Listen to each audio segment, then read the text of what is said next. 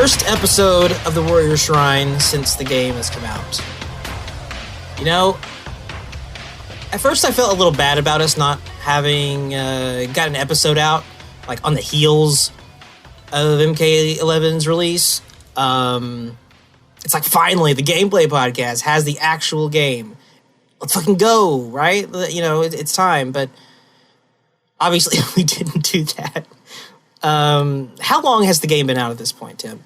A couple of weeks now, 2.5 weeks, something like that. Yeah.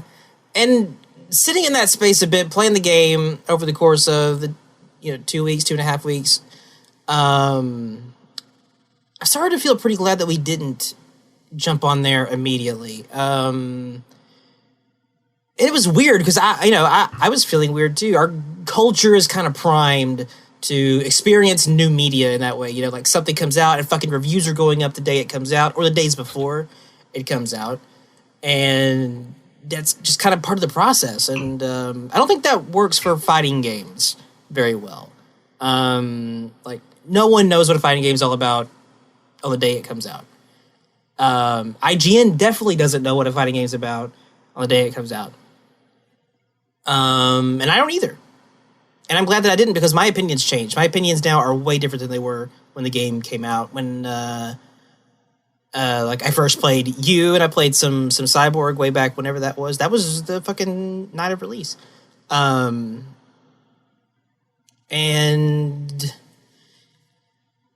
this game is weird. It's interesting. It's been interesting to watch as much as I have watched it. I've been playing the game a lot more than I have been paying attention to what other people are saying about the game, and the giant amount of drama going on about the game for various reasons. Almost every reason under the sun, you can find a piece of drama about it. It's just but I was saying that before the game came out, but I think this game is kind of playing for like MK11 XL. I think that's where this game is actually going to be finished. There's still a beta vibe to it, even though it's not a beta, but you know what I mean? There's just, I don't know, maybe like Street Fighter 5 at release type situation. It's weird. It's not a 1-1, but I don't know. It's something like that. I think it's going to be an ongoing thing of like discovery and evolution with this game, as far as just people kind of figuring out how they feel about it too, because that's another place where there's just been a lot of fucking drama, a lot of people complaining about different stuff, and boy, it's a grab bag. So in that respect alone, I'm glad that we didn't jump right into one. But I don't know. I'm curious of hearing other people's thoughts. So, Temp, yeah, what would you like to talk about first about Mortal Kombat 11? I think the game's really good. I like it a lot. And then I played it some more, and then I liked it even more, and then I played it some more, and then I liked it even more. Now I really like it a lot. I think it's a great game. Well, your journey has been fairly static, hasn't it? For the most part, yeah. One or two potholes here, but nothing major. Nothing that kept me from playing the game and enjoying it. If you were to ask me to pick one thing I love, just adore, just fucking think is the greatest shit ever, is they made jab anti-airs so good in this game. Almost, I feel like it's better than MK9 actually. And almost everyone has really interesting options afterwards. That's my favorite part of the game by far. I absolutely love that. And the list goes on. It's so crazy how down we were when we played the beta. It's nothing prepared me for how good this game was going to be, because when you don't have to see this game through the lens of beta Jade, it's so much better. The game is so great. No, I mean, it's not perfect. I have some complaints, but this is the first time I've ever played a NetherRealm game where I liked it so much that I'm scared of the first patch. I'm so scared that they're going to change the game I've decided I've loved so much. So really hoping they play it conservative. I really only think there's 2 characters they need to nerf, and that's it. Maybe 3. Everyone else, that's at least in terms of like frame properties. I feel like everyone else can be adjusted with damage. Like sub, I think you could fix with damage. Like Cetrion, I feel like she gets worse every day, but I think damage adjustments will be fine. Most of the cast, I think damage is going to be the trick. The only two characters I feel like need to be nerfed right now are Garrus and Sonya. Those are the only characters I truly believe, okay, this is a problem. Other than that, I think everyone else, a change in damage is going to, at least make everyone viable. But yeah, game is great. Game is fucking great. I have so much to say about it. I don't even really know where to start. Well, since you brought it up, like, you know, what's one thing if you were to pick out your favorite? What's one thing if you had to pick out your least favorite thing you like least about the game? Let me pull up my notes, Django. Please do. We're professionals here. Maybe. I have a lot of fucking notes. I can't say least favorite. I will say probably one thing about the game that sticks on my mind right now that I'm not in love with is punishing feels very inconsistent across the cast. There are some characters that have very good YOLO options, and against, like, say, Baraka, let's say Baraka, blocks Scorpion's EX teleport, right? Baraka gets good damage. He can get over 400 on a good day in the hands of a good player. But let's say you're Jade. Jade's combo starting mid will not punish Scorpion in time. So even though she could do back to pole vault, the point is that it's still in Scorpion's favor to do random bullshit, and I don't love that. I feel like they need to make punishing better across the cast. And I feel like they need to normalize damage upward. Not bring everyone to Baraka's level. I do believe there should be like good damage characters. I believe in that character archetype.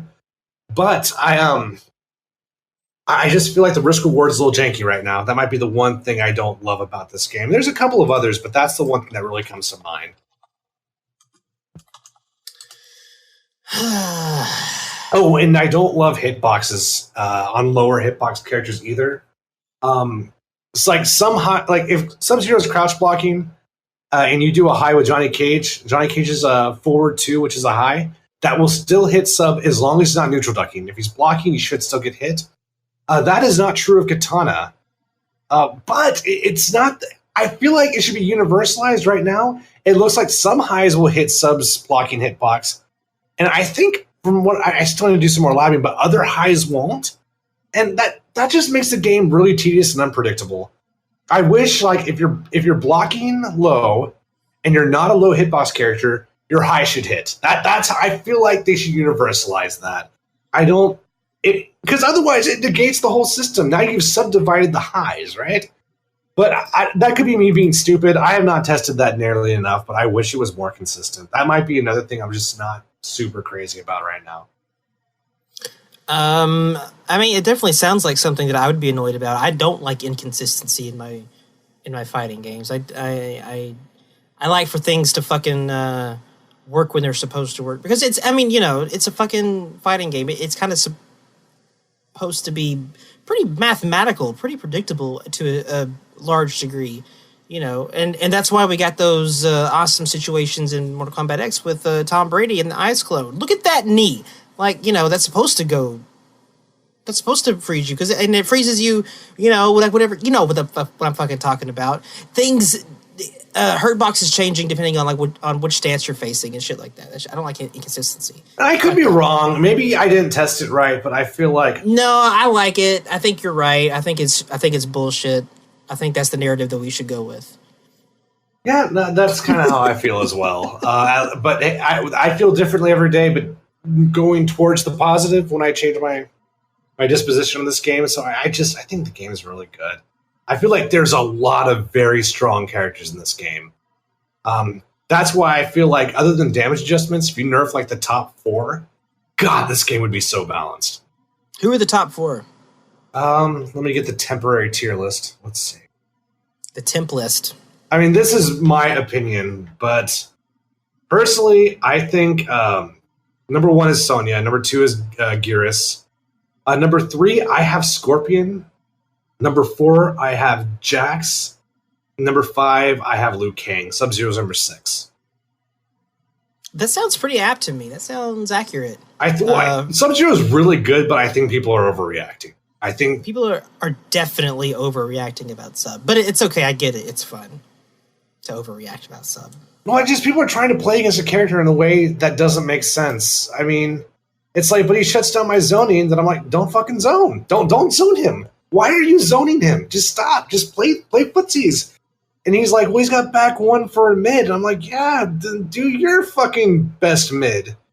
If you're Scorpion, use back 1. If you're fucking Jax, use your forward 2. Play the fucking game. Like, just calm down and just play the game. Stop trying to do things you know you're not allowed to do against Sub-Zero. Now, granted, I still think he's too good. I think after Evo, other than damage adjustments, yeah, I would maybe rethink some of his tools, but I don't want to take away the fun stuff. Same thing with Sonya. I think Sonya's fucking trash balanced. Like, she's so busted. Like, there's no way they didn't do this on purpose. I'm like, they knew this character was... It really looks like they made her busted on purpose. That said, I don't want to take away the things that make Sonya interesting. Keep the stupid-ass walk speed. It's dumb, but it's an interesting quality in a character. I don't mind letting her keep that. I think her 50-50s are overrated. I don't think that's what makes her busted. I think it's her damage that makes her busted. And her zoning is so fucking good. A 12-frame fireball. Like, most characters have somewhere between, like, 16 and 20 frames for the projectiles. Sub-Zero usually has, like, around the 25 mark. Why the fuck does she... Anyway, she has a 12-frame fireball. So I think her zoning and her damage are what make her stupid. Garrus is just hard to block and he's hard to space. But anyway, but I don't want to get too deep into tiers yet. I just think people are overreacting to Sub-Zero. I do not think they're overreacting to Scorpion. I think randomness, I think Scorpion makes the game more random in a way that's super not fun, in a way that's super strong in certain matchups. What were we talking about? Everything. What are the... Is it one of Sub's variations specifically that people complain about? I've heard that people are complaining about Sub-Zero, but I don't really know what it specifically is that is the problem. The two things, it's mostly his shoulder variation. I think everyone's pissed off at, though they're both really good. One thing that makes him very strong is deep freeze in the shoulder variation negates zoning, so he wins all trades on that. And once it's out, there's a bit of startup, but once it comes out, it's very fast. It travels very quickly across the screen. So if you're trying to zone him, you're going to get comboed. And then his shoulder ender on his combos has insane corner carry. So it's like if you fuck up against Sub-Zero, not only are you out like 300 damage, but I actually don't remember how much damage. He doesn't do that much damage. But not only are you out that much damage, you're basically in the corner if he clipped you mid-screen. So that's what people are pissed about. His back one is an excellent footsie tool. But he has a 50-50 mix-up. And his overhead does crazy good damage, especially with Crushing Blow, which is very easy to get. I don't even know what the requirements are, and I get it all the time. But on top of that, his low is a stagger string. It's like, okay, even if you guess right and you block correctly, now you have to guess the stagger. Is it going to be back 2? Is it going to be back 2-3-1? Is it going to be is it going to be back 3-2-1? Or is it going to be back 3? Or is it just going to be back 3 by itself? Or is it going to be back 3, back 3-2, back 3-2? He just stacks. So it's just, once he's in and once he has you in the corner, he's in complete control. And I agree, that's really good. I mean, I put him, number 6 is pretty fucking respectable in a tier list, guys. But I just know people are hating playing this character. But at the very least, he has to play the neutral to get to that point. Like, he has to play footsies. I don't know if Scorpion has to play footsies, dude. No. And it's not even just the randomness of the teleport. It's that he can cancel the teleport, and you can't really react to that and punish. I mean, it's a very small frame window, so... But I can't remember why I'm saying all this. I feel like I was saying this all in response to something, but I can't remember why I said it. I asked you who the top whatever were in the game, because you said top 5 characters or something like that. Yeah. Yeah, in my, I love my own anecdotal experience. And in my anecdotal experience, I have not actually played many Sonyas. It's kind of... haven't been in rank much at all. I've really only played the guys in the Discord, really. I've been jumping back and forth between casuals and ranked, but I'm not complaining about not running into Sonya's because I don't want to play Sonya. Why would I? But I have run into a lot of Garruses, and that dude, he's pretty buff. Yeah, that dude's got some shit going on. I'm not saying it's busted because I'm not qualified to say that shit, but man, it does seem pretty good. Jax is really good too. Oh shit! I remember why I said all that shit about Sub-Zero. You're asking me what makes Sub-Zero busted. Yeah, what makes him busted? Well, that's just the shoulder variation, right? And there's more to say about that. But moving on to his slide variation, what makes that so dumb is that most projectiles hit high in this game. So if he's like right outside of mid-screen, he can low profile the projectile and cancel into slide. And so you basically can't zone him either. It's very useful. And Sonya, who has a 12-frame projectile, can literally get counter-zoned all day with Sub-Zero. She literally can't throw projectiles unless she EXs. And to be fair, I'd be very hesitant to use that tech against Sonya, just because I don't want to get hit by that second fireball, because that crushing blow, God, why does it do so much damage? Scarlet's crushing blows don't do shit for damage, but Sonya gets so much damage on that second fireball. But anyway, yeah, so that's very good. He gets a crushing blow just for ending his combos. If he ends his combos enough times, which he will, he gets a slide crushing blow. And I'm thinking in my mind, like, that seems kind of dumb. Like, with Jade, I had to get 2 nitro kicks in a row. With Kung Lao, I had to get some sort of punish with an unsafe string. That means if I miss the punish, you block it, I'm fucked. Oh, Aaron Black, yeah. Aaron also seems pretty good. Well, I've only played Proud Disciples Aaron Black, but everyone is saying he's super busted. I just don't know enough about Aaron Black. I'm sure that would push Sub-Zero to 7. I would say he's probably slightly better than Liu Kang on my list. But yeah, Aaron Black is really good. I just haven't played against him enough, guys. I only played one set against Proud Disciples Aaron Black. Other than that, I played as Jade and as Liu Kang. I gotta learn Aaron Black to some degree. I don't know. He looks kind of cool when Proud plays him, but when I see anyone else play that character, he looks boring, dude. I just looks boring. There's just a lot of fucking puddles and a lot of overhead shit. Yeah, so a lot of puddles, a lot of boots, a lot of whatever. Since he was my DICE character, like I'm gonna play him in some way that's just fun. And I actually got a really cool skin for him, which makes me want to play him even more. That's rare. I was happy to get that skin. It's a sick one. I don't remember what it's called or what it's about. It's like his civil. I think it's a Civil War one, but it's like all black. And it's good. That could be cool. I like it when he has the coattail. That's when he looks the coolest, in my opinion. I don't remember if this is a coattail one or not. Well, that's of course, the best Poot one, has it. Poot says he has it. I think Poot has everything though. He told me how to get Sub-Zero's, BMX mask.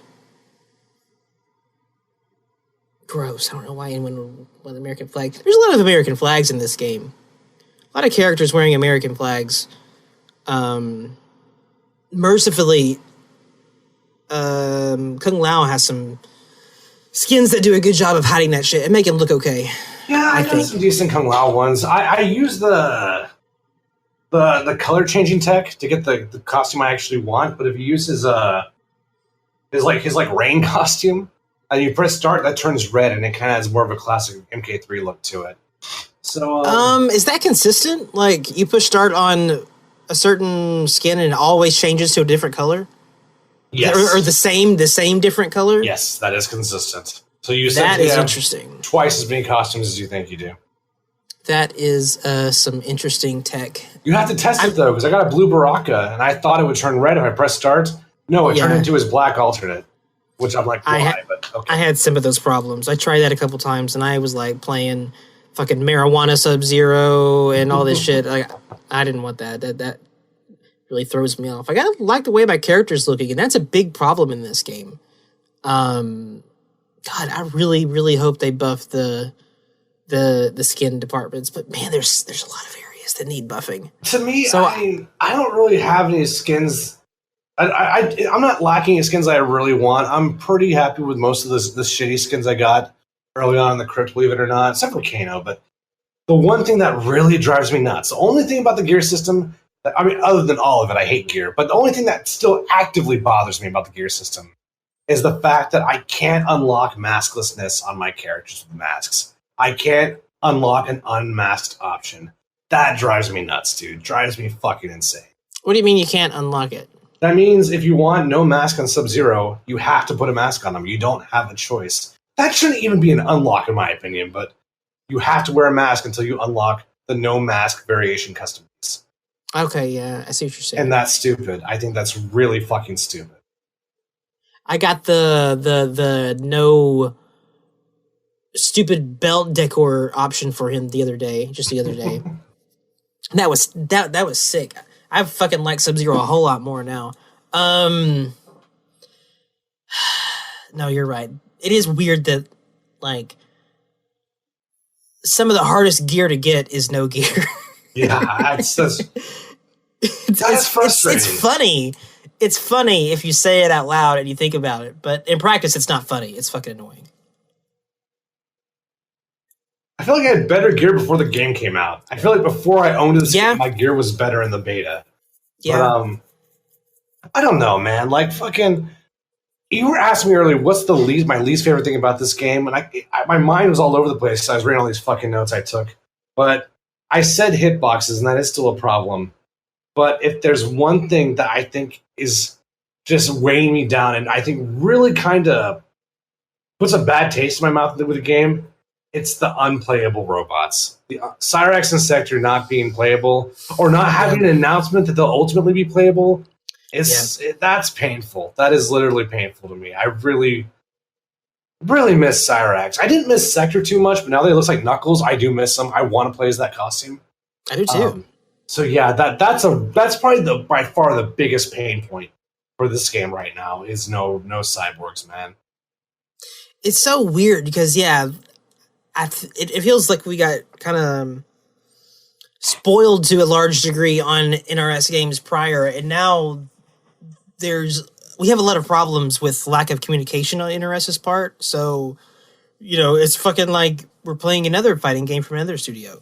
Well, there's a civil war going on in that studio anyway, which I kind of had a feeling was the case, but I think a lot of the lack of communication is coming from just internal issues they're trying to resolve, and they're just having trouble. It's a shitty balancing game, and I don't really know what to say about all this stuff. I wish people were not mistreated, but I don't know all the details, so I'm just not going to say a whole lot on that. Well, what do you know? And you can speak as generally as you like, because I don't know anything whatsoever. Just people being coerced into working ridiculous hours. And that's the one thing I can say with confidence. A lot of the other allegations, a lot of them I think are probably true, but some of them don't make sense. Nothing I want to say out loud, but apparently there was one. There was, I guess, one of the department directors was fucking over temps, and when I read the details, I'm like, that doesn't really make sense because that person shouldn't be able to do that. And there's a question of, even if you were in that temps position, how would you know that? It's just, I feel like even if you worked there, you would not be privy to some of those details. There's a lot of assumptions going on. But nonetheless, being overworked is so fucked up because all they have to do is properly staff. The game sold 12 million copies before, 11 million, whatever. You can't afford to add 7 or 8 more people to each department. What the fuck is wrong with you? And on top of that, like, I've worked in a department where I had to work 60 hours a week. Trust me, after hour 45, no one's working anymore. They'll be typing on their computer, they'll be looking real hard at the screen, but dude, they're not productive anymore, man. You're just hurting people and stealing time from them at that point. So it's fucked up, but that's really all I know for certain. And I don't know whose call that was.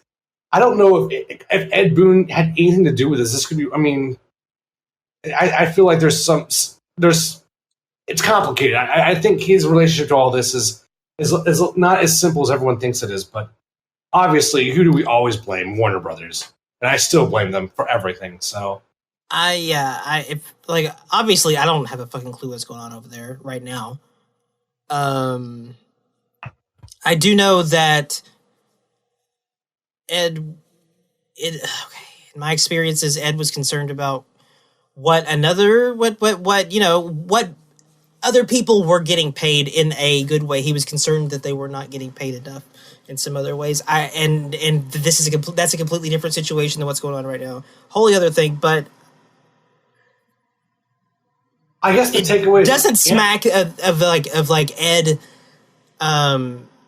being like, part of people not being treated or compensated fairly. That's not the experience that I've had in any of my that's why I think guys. people need to kind of like reevaluate some of this, because Ed Boon is not an HR guy, okay? Like, he doesn't. No. Most of those people have zero control over how much pay you get until it's time for your raises, but he's not going to have any say over what the temps get paid. Like, he can say how much Sean Hemrick probably gets paid, because that's probably his immediate boss. And maybe not even then. Like, again, like, I think people assume that the directors at NetherRealm Studios have HR abilities that they don't have. But yeah. I don't know. Maybe Ed does have that. That's why I'm careful to not say anything. I don't know, but I wish everyone well, and I hope the next game is better. That's all I can really say. I mean, Ed's the figurehead and the spokesperson and the face. So, like, obviously, he catches everything for everything. He, everything from hate about him hating Rain to, fucking internal affairs and staff problems and like, he's everything. He catches all of it. That's kind of the position that you're in whenever you have the position that he has is one that's so public. But yeah, in that was not my experience. And so it seems weird that would be his, and he would be part of that. I still have faith in Ed, and I have faith in all those guys. But I mean, but on the other hand, like, I have been asked by a big, video game publisher to work for free. That's not that surprising. And pressured to work for free as well. Video game publishers who should never be doing that. Ever. That's ever. And so that part, like I said, that part doesn't surprise me. That part shouldn't be happening, but it does happen. But that had nothing to do with anyone at NRS. So. Yeah, and I blame all this on, at least to me, if it's a budget issue and it's a deadline issue, I generally blame Warner Brothers first. Because Warner Brothers sucks and they're bad at everything. So I think, logically, probably this roots back to Warner Brothers, and it probably has for a long time, so.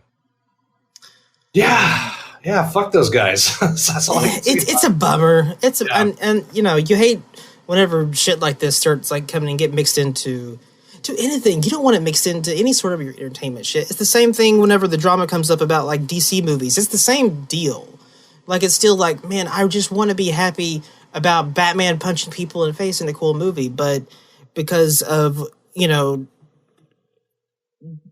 WB not being able to like keep anything under wraps and then being so transparent and everything leaks all the time, and they don't seem to care that much that things do leak because they happen every time, pretty much every time with anything, things happen. And so like the product gets mixed in with this negative behind the scenes shit, and it's just a bummer. It kind of sours the experiences. And it's the same thing here. I don't think anybody wants that shit. Obviously, it's not like you want to plug your ears like, I don't care, I just want to enjoy my problem, and people get treated like shit, whatever, just don't tell me about it. No, that's not the case. It just sucks that it is a thing in general, obviously. I will say it sucks for everyone, though, that we know about it. I'm glad this got out. I think that's super good. And I'm glad that we got this hilarious response from NetherRealm Studios saying that if people have problems, we have internal avenues they could have used. Don't do temp workers who are listening to me. Don't do it. It's a trap. Don't go to their ethics department. I've worked for very big corporations. Don't do that. No, you will get, that is all you're doing is warning the enemy. Don't do that. Just find a trustworthy journalist and do what you got to do, but do not take internal avenues if you're literally being abused. Because you don't get those funerals back. You don't get those weddings back. You know, all those, girls or guys you could have dated, they're all married now. You're fucked working crunch time till 4 a.m. Don't go to their ethics department. Just don't. It's a trap. But I'm glad this is all. The industry as a whole needs to change. So I'm glad stuff like this is surfacing. It does, and I wish them all well, including the directors and shit. I don't think they did this shit on purpose. I want everyone to win at the end of the day, but don't go to your ethics department. No, man, and yeah, Warner Brothers such like an old media company. They're one of the oldest, obviously, but they really are on in every facet of their industry, movies, video games, television, whatever you have, like. They just don't have any desire to really evolve beyond what they are because they're like, why? At least not through a lot of pain and suffering. That's why I'm saying, that's why I brought up all that ethics department shit. You're not going to beat corporations unless you attack them on Christmas Day. That's the only way you're going to beat them, dude. So, but I mean, I don't want to dwell too much on this. I agree. I've said everything I need to say. Well, you gave your impression about the game. I should give mine. Yeah.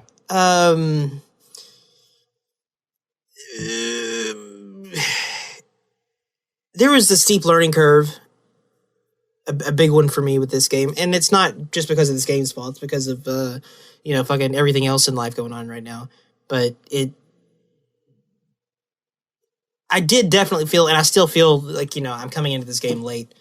Because I haven't put in the time that I wanted to. Like, I put in way more time with MKX when it came out, and Injustice 2 when it came out, and Mortal Kombat 9 when it came out. I'm way behind with this game. But I have, just now at this point,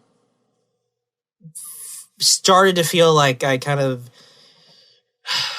get what's going on enough to have fun with it, to enjoy it, and to start making connections to different things and start working it out in my brain and how I do shit with fighting games and start to get things under my fingers some. It's taken a long time and I'm definitely still working on it. But at this point, I definitely like it more than I did when it came out. I like it a lot more than I did when it came out. And it does in some ways feel like a little bit of a fun, like the shades of MK9 pop up more and more as I'm playing it now and I'm exploring it more. And there's some stuff that I'm doing with Sub-Zero that's like, man, this reminds me of playing Mortal Kombat 9. There's some stuff that is nothing like Mortal Kombat 9 too, but I feel like I kind of have that vibe back playing Sub-Zero specifically. Obviously there's no eyes cloned and all that shit, but some other shit's there and that's nice because man, Mortal Kombat 9 was a fun video game. But I also like what this game's doing. I like, shit with crushing blows and whatnot. The more I do them and the longer I spend with the game, the more I like them and the more interesting it is. I am really looking forward to seeing this game at some big tournaments. And I've checked out the ones that I could find thus far, but what's the next major that's coming up? Texas Showdown this weekend. Texas Showdown, okay. Are you going to that?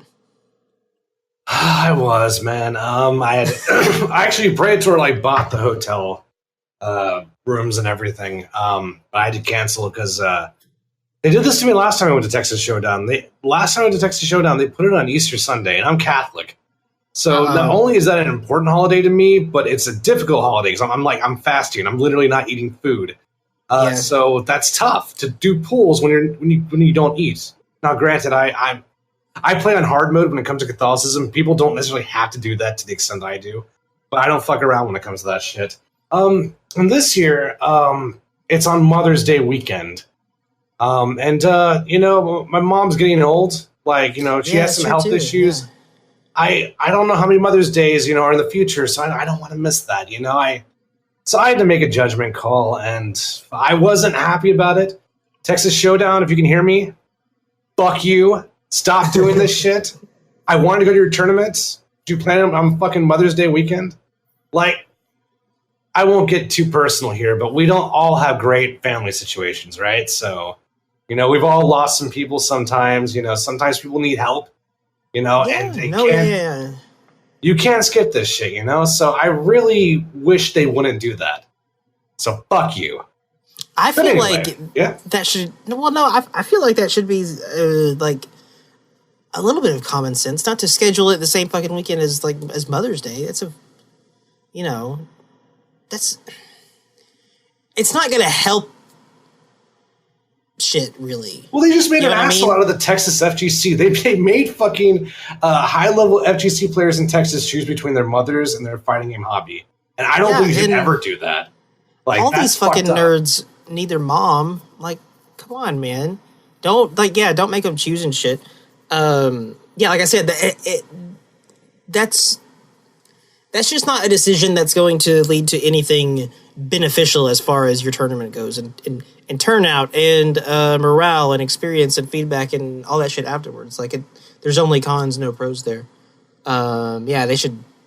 Come on, man, get good. It just sucks because I was training super hard for this tournament before the game even came out. Because I wasn't just going to play MK.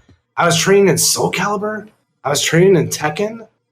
And when Praetor asked me if I had the days off, I'm like, dude, I doubt it, but I'll check. And I'm like, I actually have these days off? Why on earth did I request May 11th and May 12th off? God, that's weird. It's almost like something was happening that day that wasn't Texas Showdown. Then, like a month into it, I was like, I'm sorry, Praetor. I figured out that I'm an idiot and I'm not going to be able to make it. So, I'll still be cheering my guy on. Praetor, I hope you do well, man. Fucking got to carry that 9th place mantle from Texas Showdown 2012, man. So, yeah, I'm excited, dude. He's also playing Noob, who I think is strong. And I played his Noob. His Noob can get out of pools. I think he has the potential, but I gotta touch Noob sometime, man. Yeah, I learned to be fun, but well, like I said, I don't want to get too deep into the characters. We'll be here all night, but so yeah, I think the game is amazing. I love so much about it. I wish there was some word on whether we're going to get Cyrax and Sector down the line, because if they're DLC 2, Pack 2, that's the same as them not being in the game. Like, that's like, okay, that means you get to play as Cyrax in fucking 2020. That does nothing for me. At least not right now. To me, that's the same as them being in, like, Samurai Showdown. Like, well, actually, that comes out in, like, a month. Yeah, I mean, it's useless. Yeah. It's so useless to me. And if they are in Combat Pack 1, that means either Nightwolf or probably Fujin are going to have to wait till Combat Pack 2. And that would just suck balls, dude. So it is a little different, though, if they are planning on doing a Combat Pack 3. I mean, it's still a wait either way. But it's just a situation where, unlike previous games, Combat Pack 2 doesn't mean the end of the game. Which could change things a little bit. If they do what they said they were going to do and they're going to support it for longer, and that doesn't just mean that there's a longer break between them releasing DLC, which right now it kind of feels like that might be the case. Well, I think that's the scariest thing about the tower problems is I'm afraid all this like backpedaling and development for the Towers of Time is going to eat into their DLC plans. That's a big concern for me.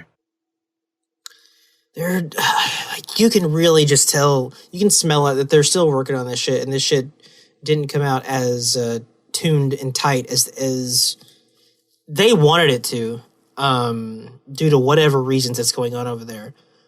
Yeah, that's definitely a thing, man. Yeah, I want those cyborgs in the game too.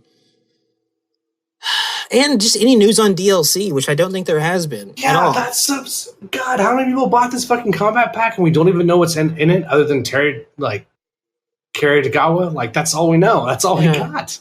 Like, that's fucked up. We should know what we bought, man. Although, that's a new trend in the industry.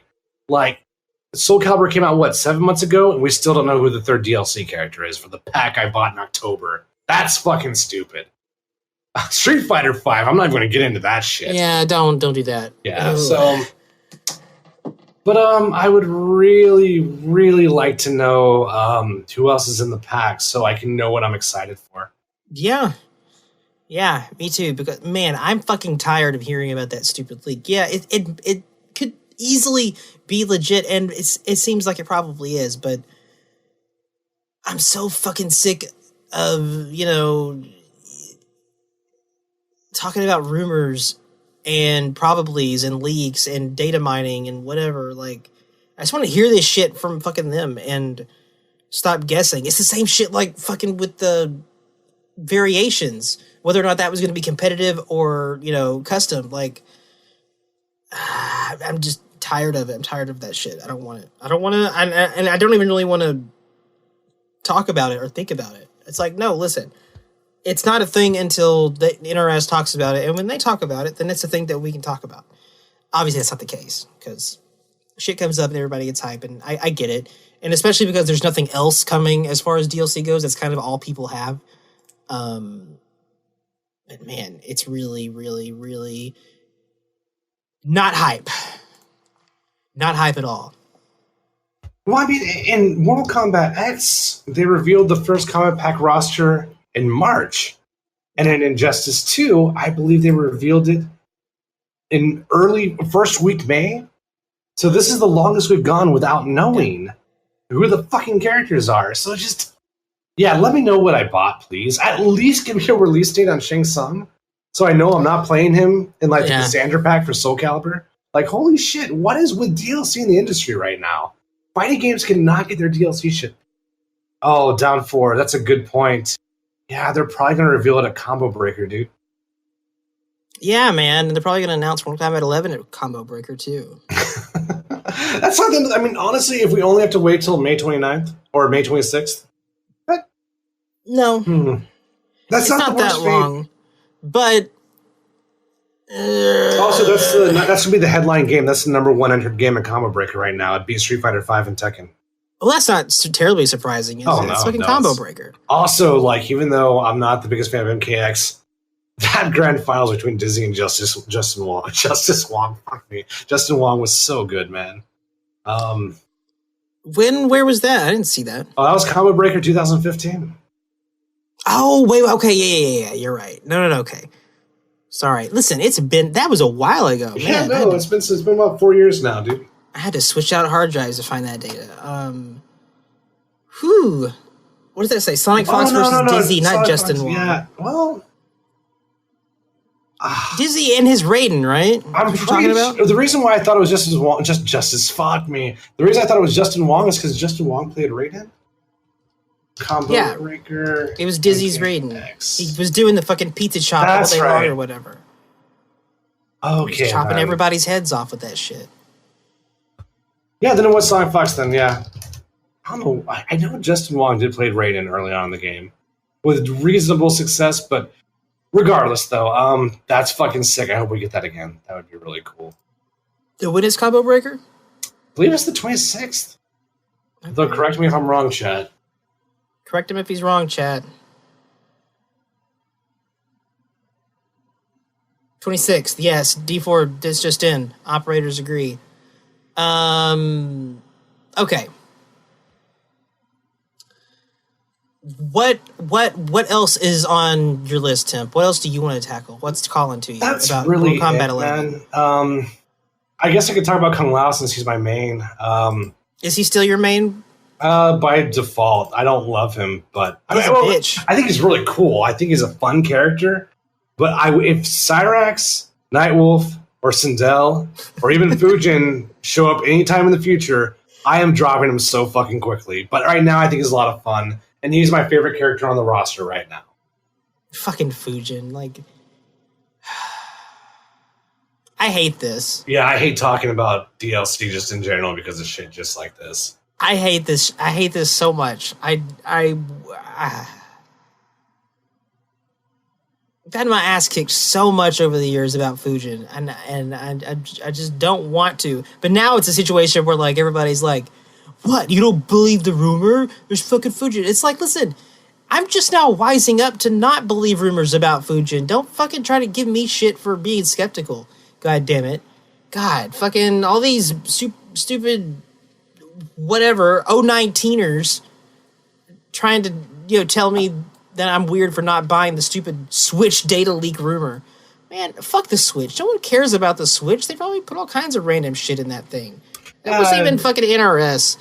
It was some other random mobile game company or some shit. It's because also the leak doesn't answer the most important question, which is who comes out in Pack 1. We still don't know that. So that's a problem, and that's really the most important question to me. Like I said, if Nightwolf comes out in 2020, I really don't give a shit. Like, I have no idea what I'm going to be doing in 2020. But if he comes out in June, that's kind of a big deal. So that's that's a thing. But I don't know. So it's also a situation where like so much fucking time has passed. They could outright replace some of those characters, even if they were planning on them and they had some like ground level foundation work in a build somewhere. Like, I'm wondering if that's the case with Shiva. I think Shiva's in story mode, but I almost think that hurts her more than helps her. But she is a weird choice. I don't know. I'm just not taking fucking anything for certain as far as that shit goes. And I don't think anybody should. And I don't think that's me being a bitch or being a doubter or I just want the question to go away. I just don't even want to think about it. I want them to reveal the pack so I don't even have to talk about this stupid shit anymore. Whatever. Just announce it that it's Shang Tsung, Cyrax, and Sector. And fuck off. Even though I'd be upset if Cyrax took the place of like Nightwolf or Sindel especially. At least knowing I get to play as Cyrax would be such a relief to me. I love Cyrax so much.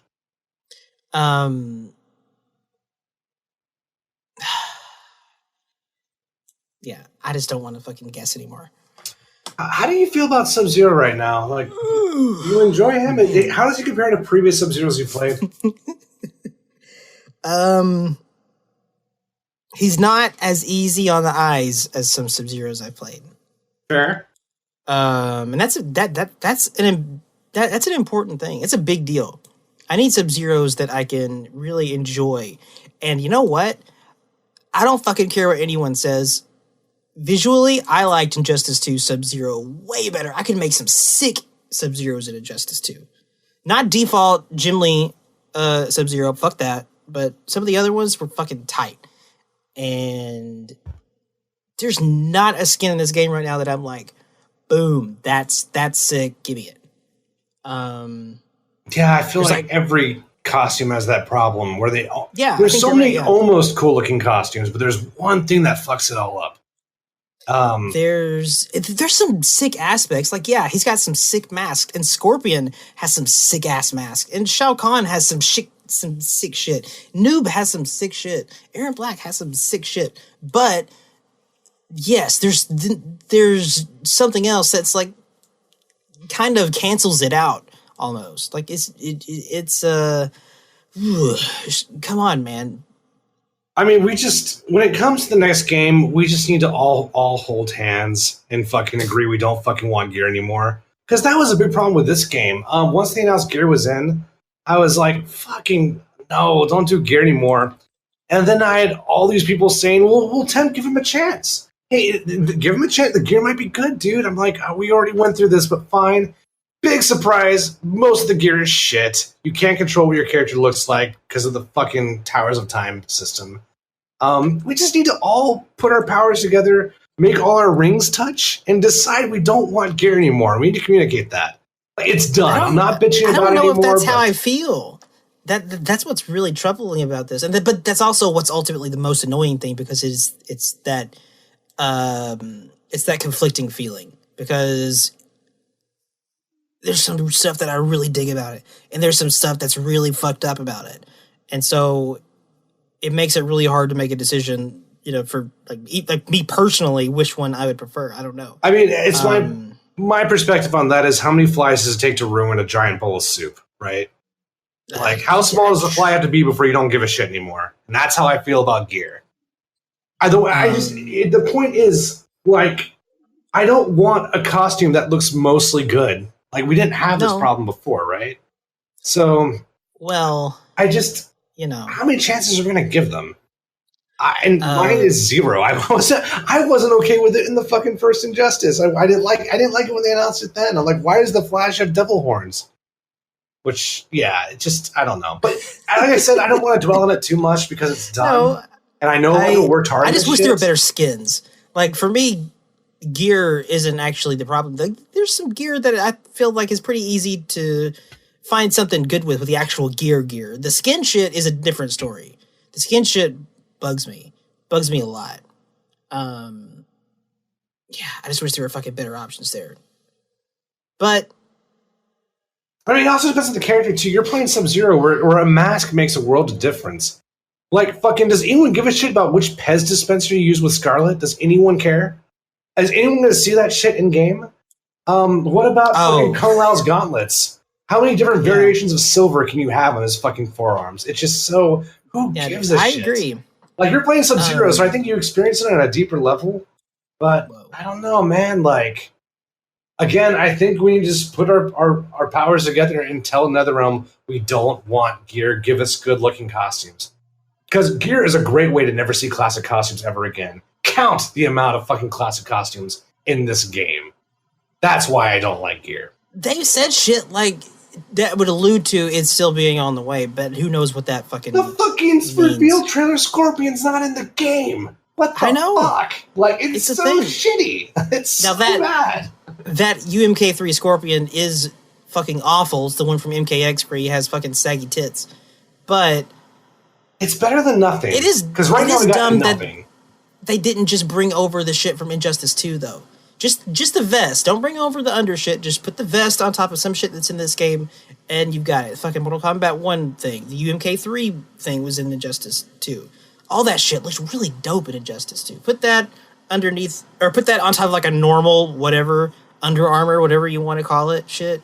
And man, that would have been fucking tight in this game. I don't know what's going on over there.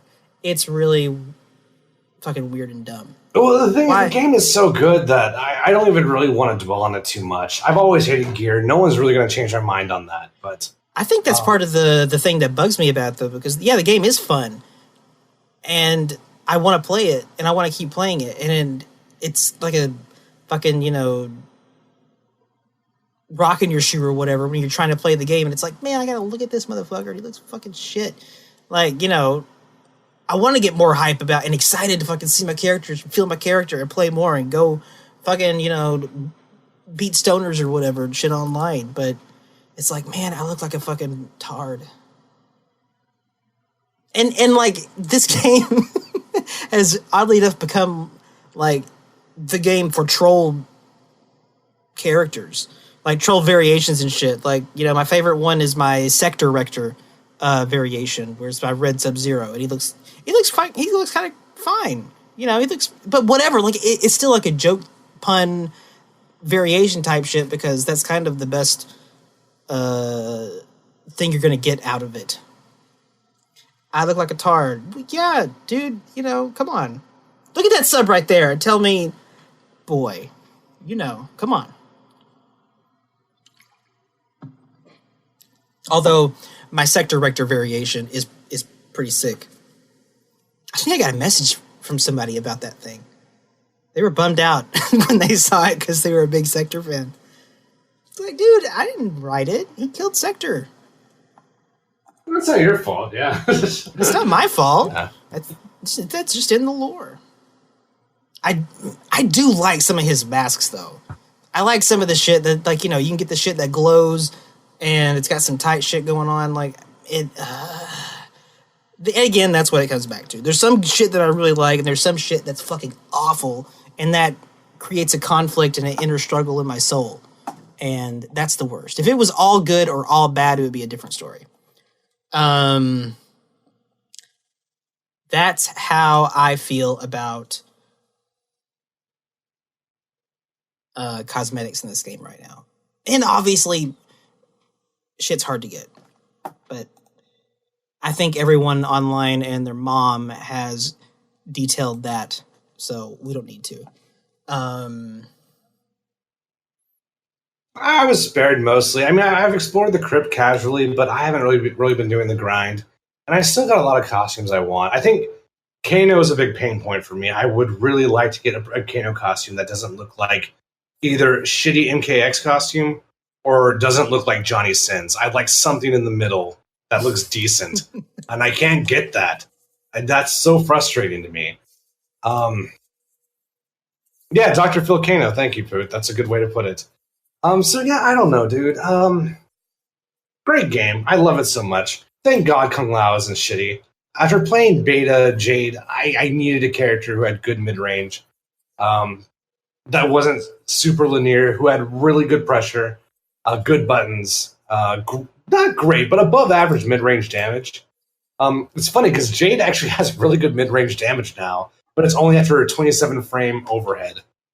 Although they may have checking the frames now on that, by the way. But Kung Lao has problems. I do think he's bottom 10, but I think he's in the best part of the bottom 10. I think he's like bottom 10? Yeah. Oh, boy. Dude, I mean... I see what's going on here. I know the story. I know the strat. Well, the thing is, he's got one of the best stagger strings in the game, but all you're going to get off your stagger is a forward one into another forward one, or you're going to get a tick throw. Or if you want to play dangerously, you can do forward 1-3 and convert to a shitty damage combo. That's really all he has in the stagger. His teleport's good for Okazemi, but it doesn't really do any damage. Like, if you do a forward 1-2, you're guaranteed a teleport setup, but you have to spend a bar of meter to enhance the mix-up. Because if you don't delay it, a lot of people just down one, even on wake up. Usually, like I said, you're just going through all this work. You're not really getting a lot of damage for it. So I think he's got very good pressure, but you need a little more than pressure to do well in this game. But overall, I think his footsies are very strong. I think he's good. It's just I think there's so many strong characters in this game. Like Johnny, I think is underrated. I think Katana is one of the most underrated characters in the game. Everyone is sleeping on Katana. I think that character is so good. Man, she's annoying. But yeah, so I kind of got lucky that Kung Lao wasn't a giant piece of shit. Even Jade's a lot more interesting now. I still can't main her because I don't like the idea that I have to do this crazy long-ass startup overhead to get a combo. Because you can't really punish with her. Because if I block your slide, sub's not going to wait for me to do a 27-frame move. I'm going to feel real stupid if it's not actually 27 frames anymore. But yeah, she can't really punish right still. And that's so dumb. That's actually a big problem I have with this game in general. I hate that full combo specials, like they low profile highs on block. I'm like, why? So yeah, that's super fucking dumb, dude. But like I said, overall the game is so good. I love the neutral. I love the juicy mids. I love the range game. I love the staggers. This game does staggers better than any NetherRealm game I've ever played. It's so good.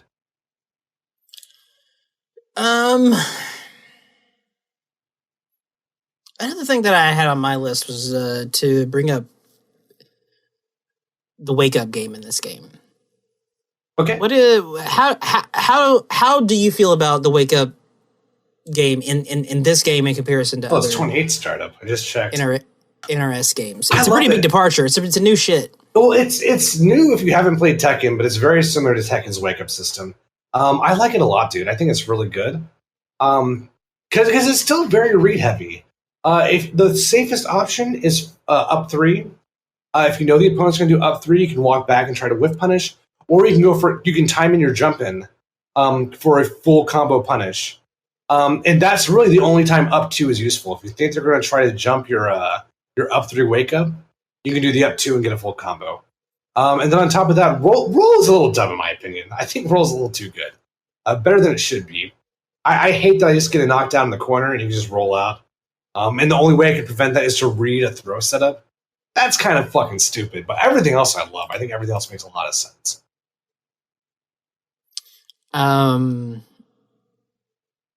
It is interesting. That's something that I'm still trying to figure out how I feel about it. I just need to play more and get used to it, just because it's a different situation. Man, this game has also fucking really made me hate my PlayStation 4 pad. I hate that thing so much with this game. I never even fucking thought about it. Give me this. Okay.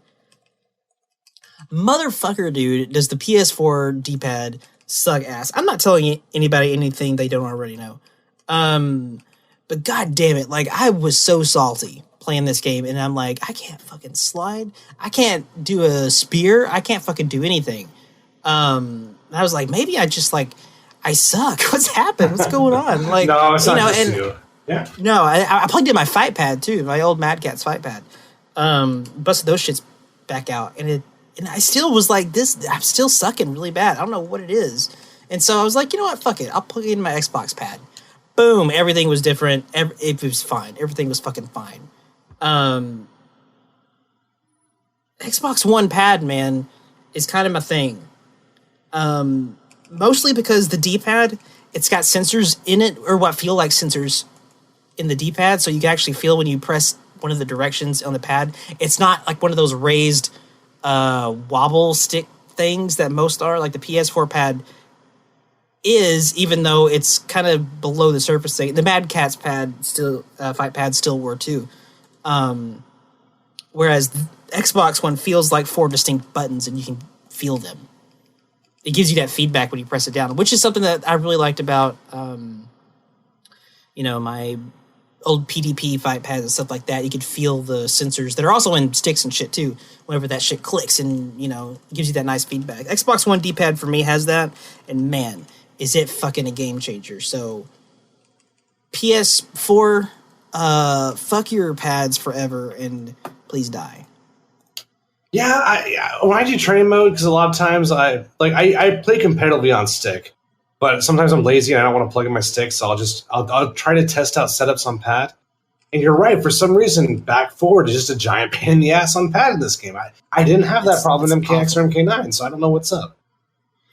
And I've played around with like the input timing window options, whatever. I don't know what the fuck that shit's about. Like that's not part of the equation here. That's a blow up too, man. Because I for my Kung Lao pressure, I'll often do I'll do down 3, dash, then I'll dash in and do another down 3, and if that hits, I'll confirm into the forward 1. The problem with that is if you do down and then forward and then press 1, you don't get forward 1, you get spin. So that's where the shortening the window comes in handy, and you have to do it, or either that or you have to be very, very precise in your timing. Stupidly precise in your timing. I hate it so much. And they still can't get alternate controls right. I've been saying for 5 fucking years that no one wants half circle motions, okay?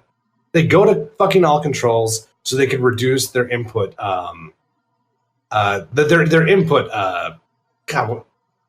errors. We'll just say errors, right? Yeah. Most people don't have a problem with back forward. Now in this game, I have a problem. I didn't have a problem in Injustice. But generally, back forward is very innocuous. We go to those controls so we can clean up our quarter circles. So why are you making me do half circle input for a fucking back forward motion? No one asked for that. People continue to not ask for that. Oh god, here's another blow up. Fucking they changed Jade's run cancel from the beta. It's no longer back block or back meter burn. Now you have to do down down. Do people realize how unnatural that motion is on a stick? Yeah. Because you're not using your wrist anymore. You have to use your finger. And I have to use my middle finger. And it's just, your muscles aren't really built to do that efficiently. It's horrible. And again, it was fine. You had a good version of the beta. Cabal got to keep his back cancel. He didn't have to press down in the final build of the game. He could just fucking cancel it with the back input and block. What was wrong with... Fucking, I don't get it. There is stupid shit in this game. But it's still amazing. I still think it's really good. Question time, Temp. Let's answer some questions. Just for anyone listening, come over to the Discord, ask us questions in the Warrior Shrine thread. This is where all the questions go. This is where we go to look for said questions. Mix us up, hit us with your staggers, and watch us trip over each other trying to fucking answer them. It's really fun. You can do it on YouTube too. I do look for that shit. I'm pretty sure Temp does too. Sometimes someone else might come in here and try to answer your question in the Warrior Shrine thread on the Discord. Don't mind them. They're probably a lore person, so they don't matter anyway. And on that same note, you can totally ask us lore questions, and we are more than capable and educated and whatever to answer those things, licensed to answer those sorts of questions. So it's fine. And we're going to start with one right now. It's not just gameplay, but we like gameplay too. We're going to start out with Chaos Realmer Raven asks, if you guys can hear my air conditioner in the background, get over it because it's going to stay on. It's hot as hell. Chaos Realmer Raven asks, say that a billion times fast. I hear you guys say you don't like how Havoc was handled within the comics. What are your problems with it? My biggest problem was his obsession with Scorpion. It didn't make sense for his character. I like his usage of the word within. I have to assume from this question's existence that we talked about Havoc in the comics at some point. I vaguely remember that, yeah. Okay, well, what were your opinions about that? And, why didn't you like it? They wrote him as a Bond villain, and then he died. Nothing was good about Havoc in the comics. They just completely got the character wrong. I mean, well, first of all, to make Havoc work, you have to mix him with characters that have fun dynamics with Havoc. And Shujinko is not that character. But whatever, right? I don't think Shujinko and fun go together anyway. Oh, no, I disagree with that. I think we have a lot of fun. I know. I think that character's, I think he's as fun as the color he wears. I'm trying to remember my feelings about Havoc from the comics. And honestly, I feel like the opinion that I've always put out there was that I don't like the way that Havoc's been handled, period. I remember I talked about this to a decent extent in my Mortal Kombat 11 character wish list video that we did. I said I don't think that Havoc has ever really grabbed his what's really worked. I don't think he's ever been done in a way that really works for him well. I think he's a really cool concept, but he hasn't been realized just yet. I think there's some really interesting meat to chew on where he's concerned as far as the whole chaos situation goes. I don't think that that's ever been followed through with the logic, him being a cleric of chaos and him having these followers and whatnot. He sounds like a I don't feel like they've ever played up the fact that he's a liar and a con artist. Because having a congregation and it being all about chaos is kind of, conflicting to me. Which is okay as long as he knows.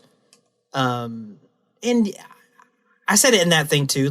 If you want to make the argument that what's the fucking most chaotic thing that a person can chaotic do? It's have a bunch of shit that's conflicting and whatnot. Whatever. You know what? Listen, I like Havoc. Obviously, he was on my top 10 wish list for Mortal Kombat 11.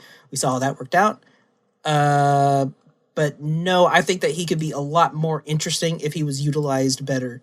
And they got a better hold on his shtick, on what chaos in the world of Mortal Kombat means, and what Chaos Realm itself is about too. That's a big part of it.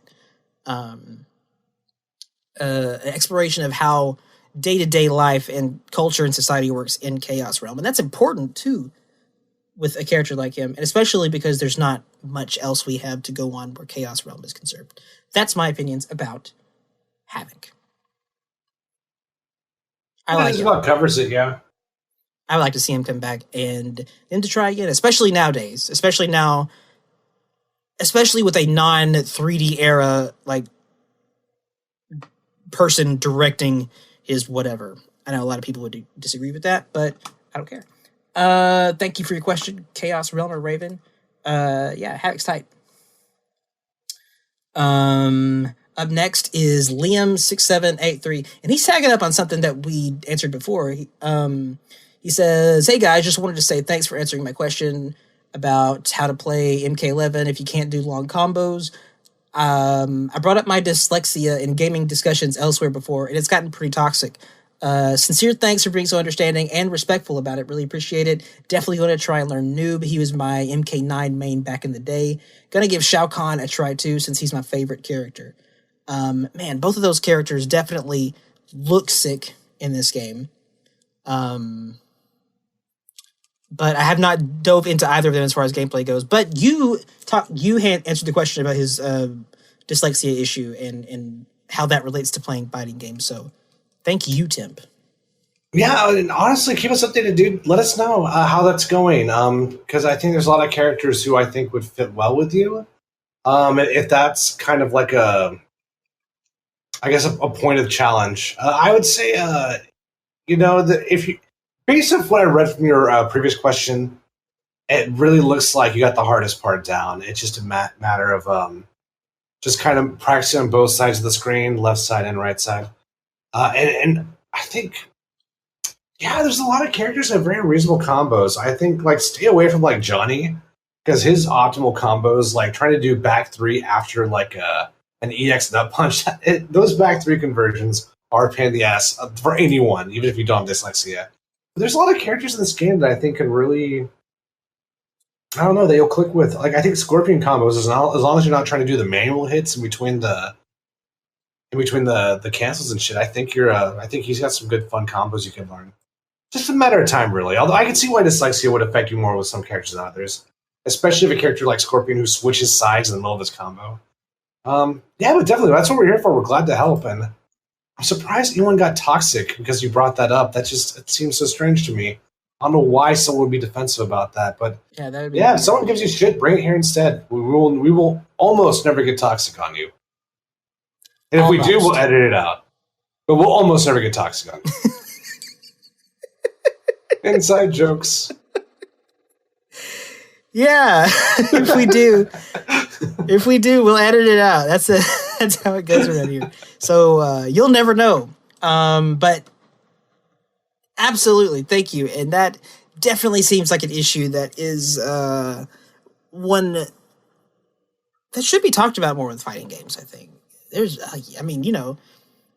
I definitely don't have any sort of legitimate dyslexia problems at all, but still, like, that the shit gets fucking tricky when you're trying to do better, and there's lots of side switching and you have characters that have awkward inputs and stuff like that. Like, it gets fucking, I get my wires crossing this shit all the time. So someone with like an actual disability as far as that shit goes, yeah, that's got to be trouble. And yes, keep us updated. Come back. And I'm excited to see how it goes, man. Yeah, and tell us who you're playing, because maybe I want to steal them from you. Thank you for your question and comment, dude. Thanks, Liam. Yeah, thanks, dude. Lando Mac says, I feel like it's been a grip and a half since I asked you guys a question. Dude, it's been 2 grips. Anywho, what's your choice of beer/alcohol to let your hair down with? Temp, I'll let you go first. I like a lot of ambers. I mostly drink locally. Independence Amber, they're a really good Texas brand. I like St. Arnold's Amber, and the brown ale is really good too. I like a lot. Other than that, I like a lot of balanced, really balanced, kind of like not quite light, but just like Harp is very good. I like Indian Pale Ale a lot. IPAs are really good, but I'm kind of picky on the brand. Every time I usually, like I said, I drink locally, right? Or at the very least, I drink from microbreweries. So I usually drink IPAs at a bar. So I'm like, what's this shit taste like? I'm like, oh, it's good, but like I have to bust out the Google document to tell you for sure what I drink for IPAs. I'm a big IPA fan. Shiner does a great double IPA. It's just too fucking expensive. It's like $11 for a 6-pack. Alcohol, I love Scotch. I love Glenmorangie is very good if you want like a cheap single malt. I really like Glenlivet, even though it's probably the most boring answer. Glenfiddich is also really good. Scotch is expensive. It's about $60 a bottle. So I play it pretty safe. It's not, you legally cannot call Scotch unless it's made in Scotland. So there's a lot of Japanese equivalents of Scotch that I like. Yamazaki, I think, is one of them. It's very good. So I drink a lot of that. A lot of standard bourbons, nothing surprising. Buffalo Trace. I have a lot of drinks of preference. I'm pretty open minded. There's nothing I really dislike. I don't love vodka, but I can tolerate it. Rum's good, but it gets boring after a while. I like more complex stuff. The sweet stuff gets old real quick for me, but and then I let my hair down. Django, what do you got? I don't do much drinking at all anymore, just fucking because busy with bullshit, and I don't have a big attention span, I guess. Well, I don't know if that's the issue. I have tunnel vision. I get tunnel vision really bad. And so, like, if I'm doing something, if I have something going on, like, I'm kind of all in on it, and I forget everything else that's going on. And alcohol kind of suffered from that in the past year or so with me. But whenever I did and do, you know, have time for a drink of choice, it's usually just bourbons. You know, fucking Maker's is great, right? Knob Creek is great. I think Maker's is overrated, to be honest with you. I prefer Jack over Maker's, but that's me. I like Gentleman Jack. I like Gentleman Jack more than Maker's, and I like it more than normal Jack too. Yeah, that's good. I feel like bourbon in general is priced in like the most shitty way, but yeah, they're both good though. That's the main point. There's another one I'm trying to remember, but I'm struggling at the moment. But I mean, in general, like, yeah, you get the idea. That's what I'm about. And there's not a lot of, you know, fucking variety there. It's either that, or if I'm doing a cocktail, I do like Dr. Fireballs, because whatever. And I don't do a lot of that. I don't normally like to mix, you know, liquors with other stuff, but I will do that. That shit's not bad. But yeah, that's really, you know, that's about it. I don't have nowhere near the variety that Temp does. Temp is a man about town. But yeah, that answers that question as best I can. And to be clear, I don't recommend, if you don't drink, I don't recommend it. It hits your wallet really hard, and you have to work out like 10 times as much to stay in shape. So yeah. If I do drink, I try to keep it at bars with friends. I try not to bring alcohol in the apartment anymore. Man, and you know what? I don't like Jim Beam. I like the price. Like, if you get it on sale, you can get it like really cheap. But I think people who drink Jim Beam know that Jim Beam is shit. I think they know it's okay for mixing, but I don't mix my liquor. I just drink it straight. So yeah. Yeah. Thanks for your question, man. And you did not leave anything that you drink. So come on, Lando Mac. Yeah, fucking talking here. You didn't give any suggestions. Well, the anonymous man, what the heck? Come back and right your wrong, sir. Thank you for the question. Yeah, thanks, dude. Battle Sticks. We know this guy. We know fucking everyone. What are we talking about? Battle Stick says, I'm aware that NJP is RIP. Yep. Let's pretend you were fighting a noob teleport. What would you consider on reaction? Heart, peace, whatevs. What do you think, Tim? Well, I'm reading the question to make sure I understand it right. So, NJP is RIP. Let's pretend you're fighting a noob teleport. What would you consider on reaction? I guess he's talking about punishing, maybe? Well, even in the old games, I wouldn't do a neutral jump punch. I would just block it and go for probably whatever reaches. I don't think noobs teleport on block, low profiles, anything. So I would just whatever reaches, honestly. Yeah, usually your mid starters will do more damage to do a cancel extension, but I just whatever works. With Kung Lao, I would generally do just 1-2 spin into juggle. But really, the only time I use neutral jump punches is when I was reading a cross up. That's usually the only time I use them in MK9 and MKX. I really didn't use them a whole lot. And I use them in combo construction as well in the corner. That's really about it. I agree with what Tim said. I think he's right. Well, no, you don't, because I played your Takeda, and you neutral jump all the time. So yeah, it's a different ball game. I've never fought a noob with Takeda though. That's true and depressing. I know.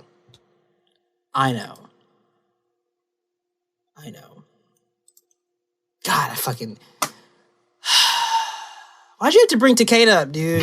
I hadn't thought about that guy in like a day, and now we're back here again. Thank you for the question, Battlesticks. Thanks, Battlesticks. Evan, friend of the show, asks, 16 frames is the traditional reactable window, isn't it?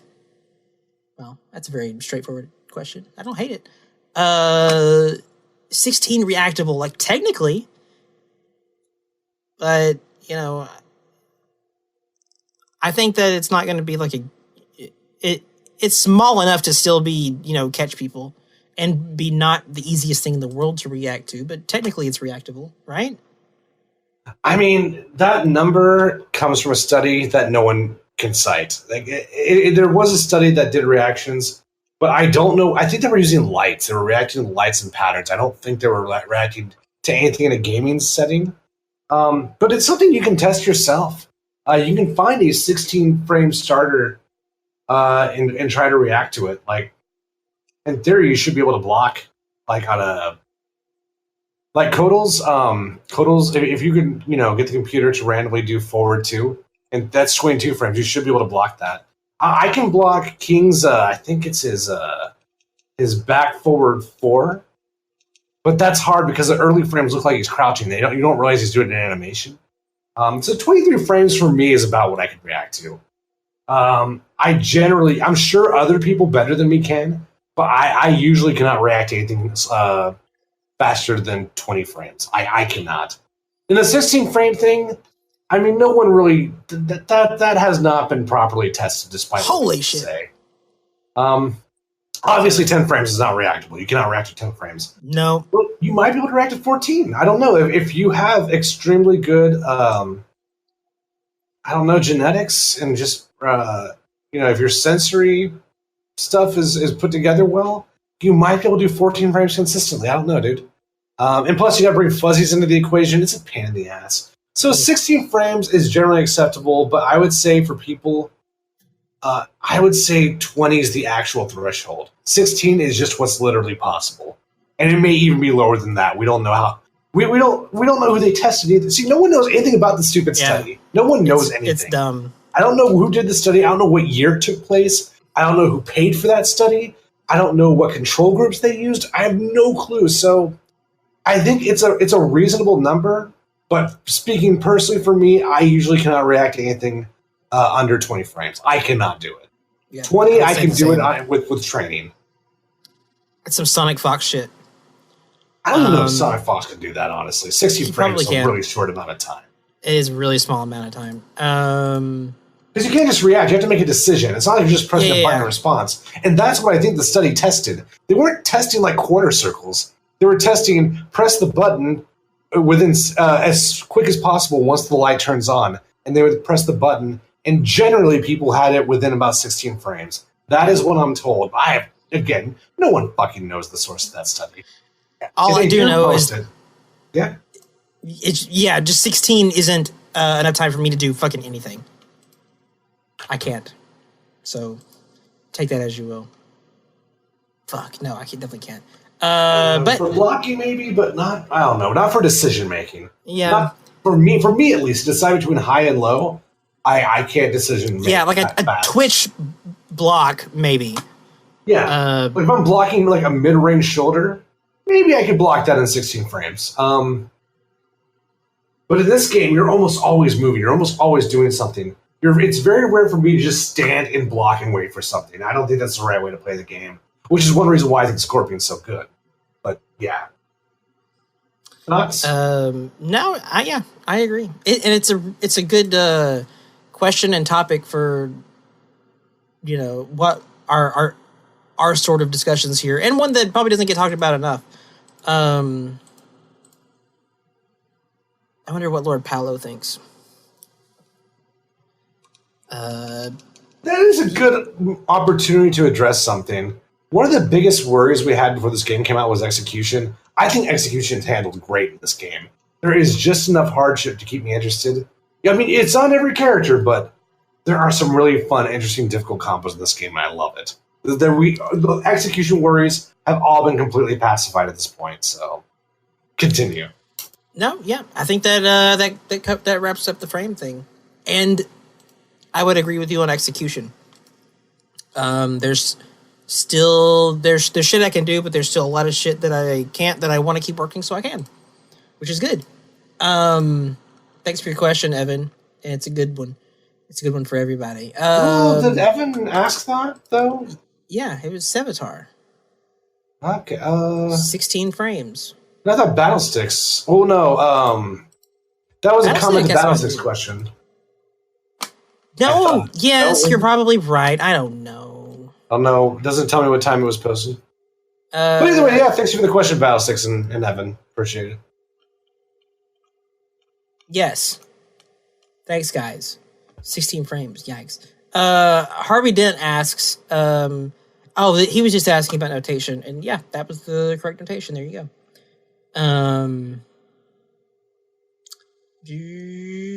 Liam again.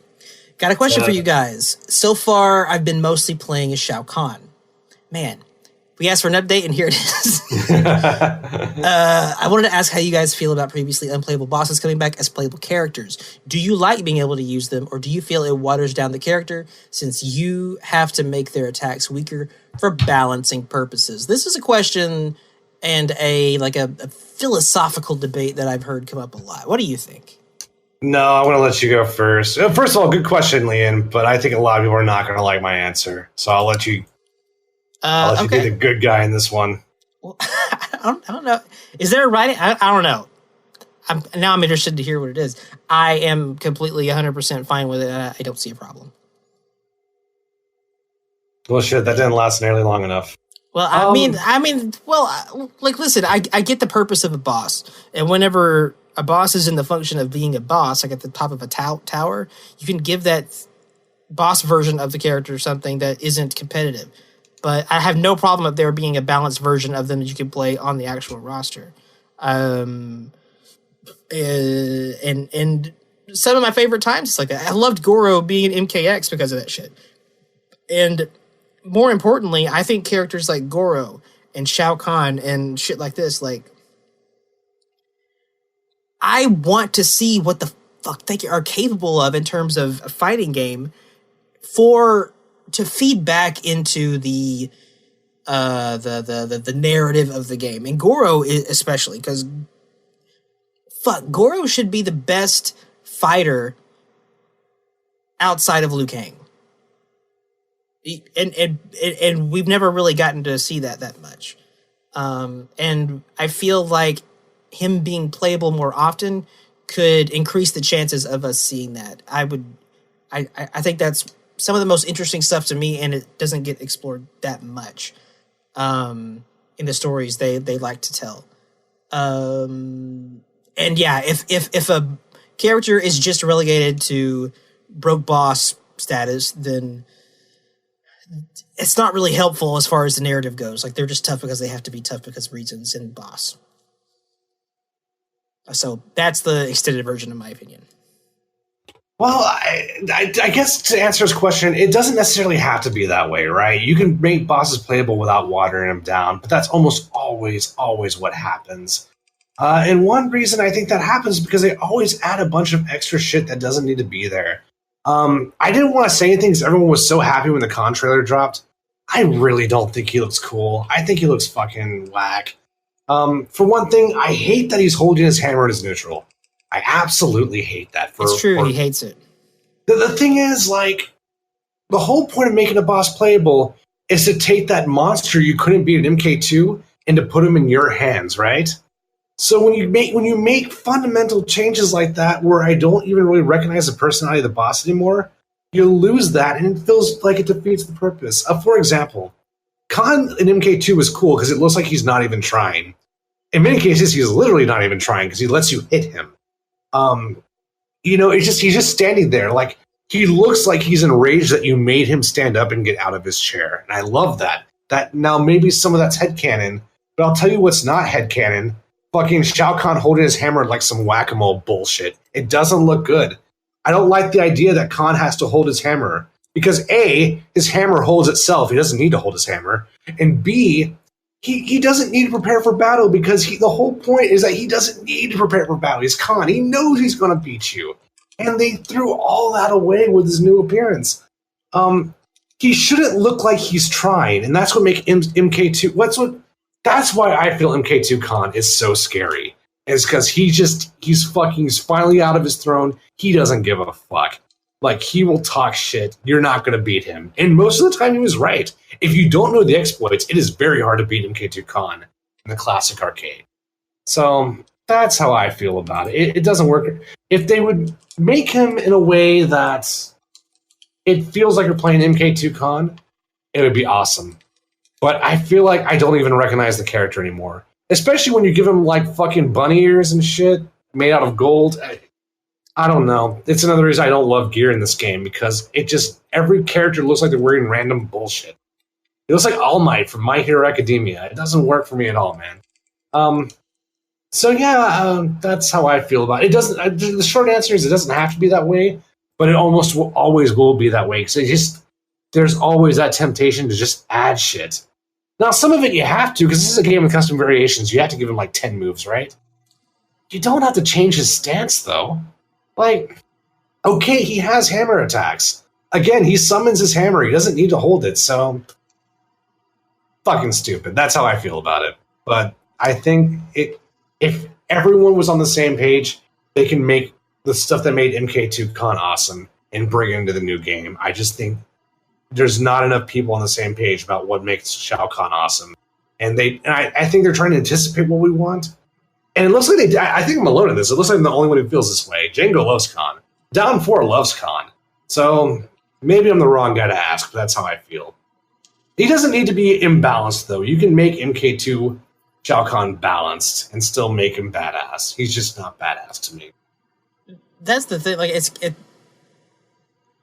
doesn't sound like your complaint is that gameplay related. Yeah, not at all. No, I mean, honestly, he doesn't even need to be good. He just needs to be cool. Like, you need to preserve the aesthetic, and they don't do that ever. Everyone needs to be cool, for the record. Everyone needs to be cool.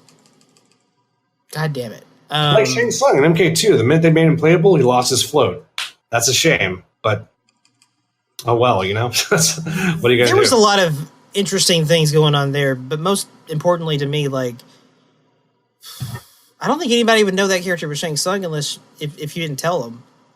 And that's never, you know, I don't think that's ever a wise move. I mean, I'm more forgiving back then, but yeah. Yeah, no, we all were, and I still am, because now it's been so long that it's like, no, it's part of the equation.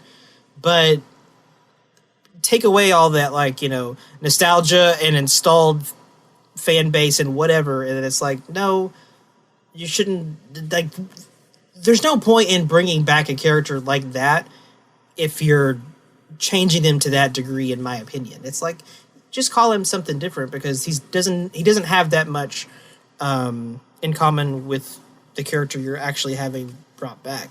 Obviously, I think the answer there would have been to tweak his design a little bit, just a little bit. Not saying that you have to, like, not do the whole youngification or whatever.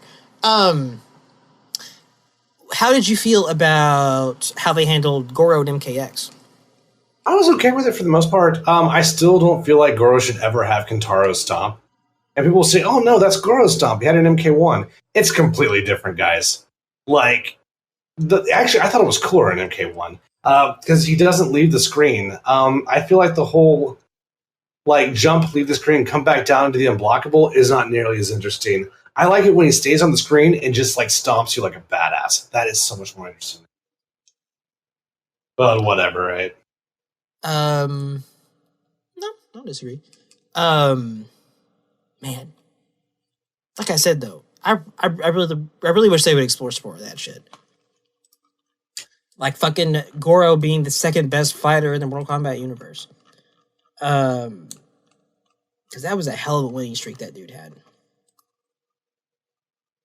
And we all know that Liu Kang is OP. I think that kind of answers the question, though, right? Yeah, no, I agree. To the best of our abilities. Appreciate the question, dude. Yes, thank you, sir. That was Liam. Thanks, man. Shad tagged up there on that.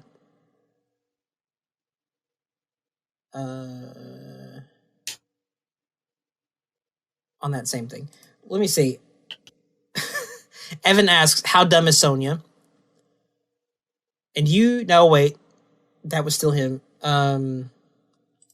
She sounds dumb. I have not seen the dumb myself, actually, because I've been under a rock. But I don't need to see dumb to think that Sonya is dumb. So she's dumb. Cool. I agree. Let's kill her. Then Evan says, Temp talk request, explain staggers and stagger pressure, please. Temp, can you do that? Are you qualified?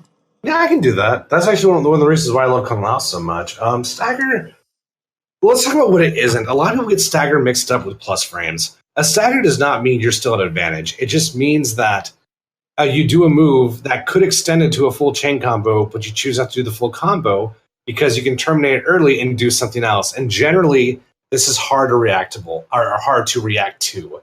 It can be unreactable. I honestly think the forward one stagger with Kung Lao is genuinely unreactable. Literally impossible, because the end of the animation has the same animation frames as the next step in the combo, which is forward 2.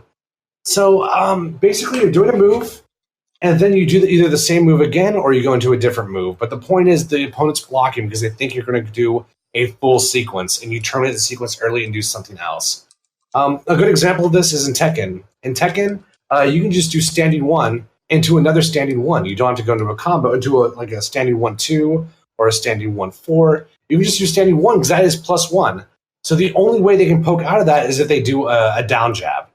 And if you do that, standing 1 is a high. It's going to whiff. But that actually is +1. But there's other ways to beat it, though. Most staggers are negative. That's why I think a lot of people get confused that staggers are plus frames. No, that's not a stagger. That's a frame trap. In Street Fighter V, if you do a standing medium punch with any character, you're usually +2. So if you have a down jab that will reach, that's free. They have to block that. That is not what staggers are. Staggers are just doing a move that has extensions, but that you cannot react to the termination. God, that was the most complicated way to put that. Basically, the moves you can do over and over again, and the opponent has to guess if you're going to continue the sequence or not continue the sequence. Hence the pressure. So it's a really important question, because frame traps and staggers get thrown together so often. They're very different things. Also, one is much more common than the other. Frame traps do not happen with most characters. They're kind of in Street Fighter V as a universal, but they're very selective how you use them. So that's staggers in a nutshell. It's a pressure tool that kind of capitalizes on your opponent's inability to react. But hey, some staggers can still technically be reactable. But again, this goes back to the 16 frame question. How many frames is reactable? So hard to react can be almost as good as unreactable. So yeah. That I hope that answered your question. Or I hope that answered everyone's question on staggers. That was highly educational. I appreciate that. Thank you for the question, Evan. And Armand tags up. It was a good question. Thank you, sirs. Moving on to Downforce says Khan needs buffs. Champion for me, please. I don't know. I actually don't know anything about Khan. I've labbed over half the cast. I have not touched Khan, so I have no idea how bad he actually is. Everyone says he's bad, and I've played some good Khans, but not recently. I don't know where he's got since then. I'm gonna say no. I don't know. I really don't know, but I'm gonna say no. That feels right. Thanks for your not question, D4.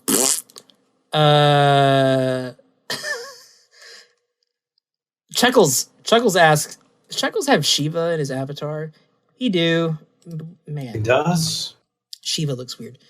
Chuckle says, I'm just wondering how you guys are feeling about crushing blows now that we've had a lot more time to feel them out. Personally, I hope they're here to stay in the series. They make moment-to-moment gameplay more satisfying, and they add a nice layer of strategy to the game that's honestly pretty addicting. I think he's right, and I agree with you, Mr. Chuckles. What do you think, Tim? Mixed. I think when they're cool, but some of the requirements are just dumb. I feel like they kind of arbitrarily picked which ones we had access to and which ones we will never, ever see, and that's kind of disappointing. But when they're cool, they're cool. I like the idea that on certain punish, it just depends. It varies from crushing blow to crushing blow. I love the punish ones a lot. Like, if you do this on punish, you get a combo extension. I think that's the coolest shit, dude. I can work with that. The whole, like, oh, you gotta do 2 nitro kicks, or, oh, you gotta do Scarlet's back 2 twice in a row and get hardly any fucking damage on the crushing blow. That's the shit I don't like, you know? So, yeah. It's case by case, but overall, I think they're kind of imbalanced in who has access to them and who doesn't. I think you're probably right. And that kind of goes along with a lot of things in this game that I've talked about, it feeling a little undertuned, underpolished a little bit because of the nature of everything about this game almost. Which it sounds like I'm saying like this game is a fucking Street Fighter V, and it's actually not a Street Fighter V. Launch Street Fighter V. But it's not entirely dissimilar either to me. To me, you can feel it. Something's going on here. But that said, I think crushing blows are fun and interesting, and I like there being this separate meta thing going on about how to get damage throughout the match. This, like, adding the element of brutalities before the end of the fight. I think that is interesting, and I like the strategic element that it brings to it. Now, I don't disagree with Tim that it's not 100% there, and it could use some more fine-tuning and polishing. But, yeah, just the idea of, like, there are ways to get damage in this game that aren't just hammering out your most optimized combos over and over again. I think that's fun and brings a nice new change of pace and something interesting to be thinking about alongside of it. I like that design choice, and I'm looking forward to seeing what they do with it over time, and hopefully they do continue to evolve it over time of this game and clean it up and refine it. That's my opinion. Who was that? That was Chuckles. Thank you, Chuckles. Yeah, thank you, Chuckles. You're a good guy, and I'm not going to judge you based on your avatar. Aim Dopeness. He asks, my question is, are your mains or roll dice characters living up to expectations? If not, what kind of buffs do they desperately need? Well, my dice character was Aaron Black. No thanks to D4, who's a bitch. And I'm still happy that I got Aaron Black. I have not touched him as much as I want to, but I'm looking forward to it. Even if he is cheesy, he does seem pretty cheesy. And not that varied, but I don't care. I'm going to play him some ways that are probably dumb and not good, and definitely probably not optimized, but fun to me. And he's got some good looking gear and skins and shit, which really helps everything. I'm looking forward to that. And as far as Sub-Zero goes, I'm having a lot of fun with Sub-Zero. I really like the feel of this Sub-Zero. I said it at the top, but it kind of takes me back a little bit to Mortal Kombat 9 Sub-Zero. Like, he's like this walking fucking tank powerhouse that's just, knock you on your ass in a couple of different ways. I like that feeling with my sub. He's got some stuff that, isn't perfect or whatever, but I think everybody who's calling for nerfs are bitches, and they need to shut the fuck up. And I like him. That's my opinion. What about you, Temp? Mains or dice roll characters? We'll start with mains. I think Kung Lao has a lot of really good tools. But I put him at number like 17 in the game right now. I think he's viable, 17. but he has trouble. He has really good pressure, but he doesn't really have anything to do with it. I think what I would do, I think it's early for buffs. I maybe give him a. I wouldn't even give him a damage buff, honestly. I wouldn't change anything about Kung Lao until we know more about the game. But I can tell you what I want. I'm not saying they should do this, but if I had a wish list, I would say I would make his forward 2-1 safe. I'd make it -5, and I would have it give him pushback. And here's my reasoning for that. His best stagger is forward 1 and forward 1-2. Forward 1-2, it gives you a hard knockdown. It gives you a free teleport setup. They have to know if you're going to do forward 1 or forward 1-2. The problem is, all he really has is forward 1 into down 3, and I can just keep forward 1-ing, but once I do forward 1-2, my pressure's over. So I would say if you make if you do forward 2-1, make it safe, and give it pushback, then I can choose to end my pressure. But right now, the way the character's designed is if I do forward 1, then I'm committed to staggering until I do a tick throw or until I decide to commit to forward 1-3. Forward 1-3 is super unsafe, but yeah, that's what I would change about him. Do I hear button presses? No, shut the fuck up. I'm hearing button presses. I'm not pressing anything. What is this shit that Down 4 said? Johnny's camera crushing blow requires you to whiff it 3 times. Is that true? I just now saw that. It was fucking with my brain. That's crazy. Oh, I missed it. Where did you put that? That was over in the gameplay section. You're talking about crushing blows. That's crazy if that's true. Damn. That variation is so trash. But anyway, that's Kung Lao. And also, I would boost the damage on forward 1-3 combo because sometimes that's the only thing he can punish with. The way pushback works in this game, he can't get his full, forward 2-1. First of all, forward 2-1 is kind of slow on startup, but second of all, he just can't get a lot of damage on forward 1-3 into his combo. It's like 200 something damage. It's not good for a full punish. He can punish really hard if his 2-1-2-1-2 combo starter is able to reach. So if you can connect with that, it's a great punish, but I think he needs a little more damage on his punishes. His confirm combos have okay damage, but I'm all right with that. If you get a confirm, I don't think you should get super good damage. You should just get reward for the confirm. So I don't know, man. I really feel like forward 2-1 should have more pushback. It should be -5 because that way, if I'm doing the stagger and they're still respecting my stagger, I have a choice if I want to end my pressure or not. And if I have that pushback, I'm at forward 2-1 distance again. So if I think they're going to walk forward, I can choose to start the pressure over. Kotal just sucks, and I don't know how to buff him.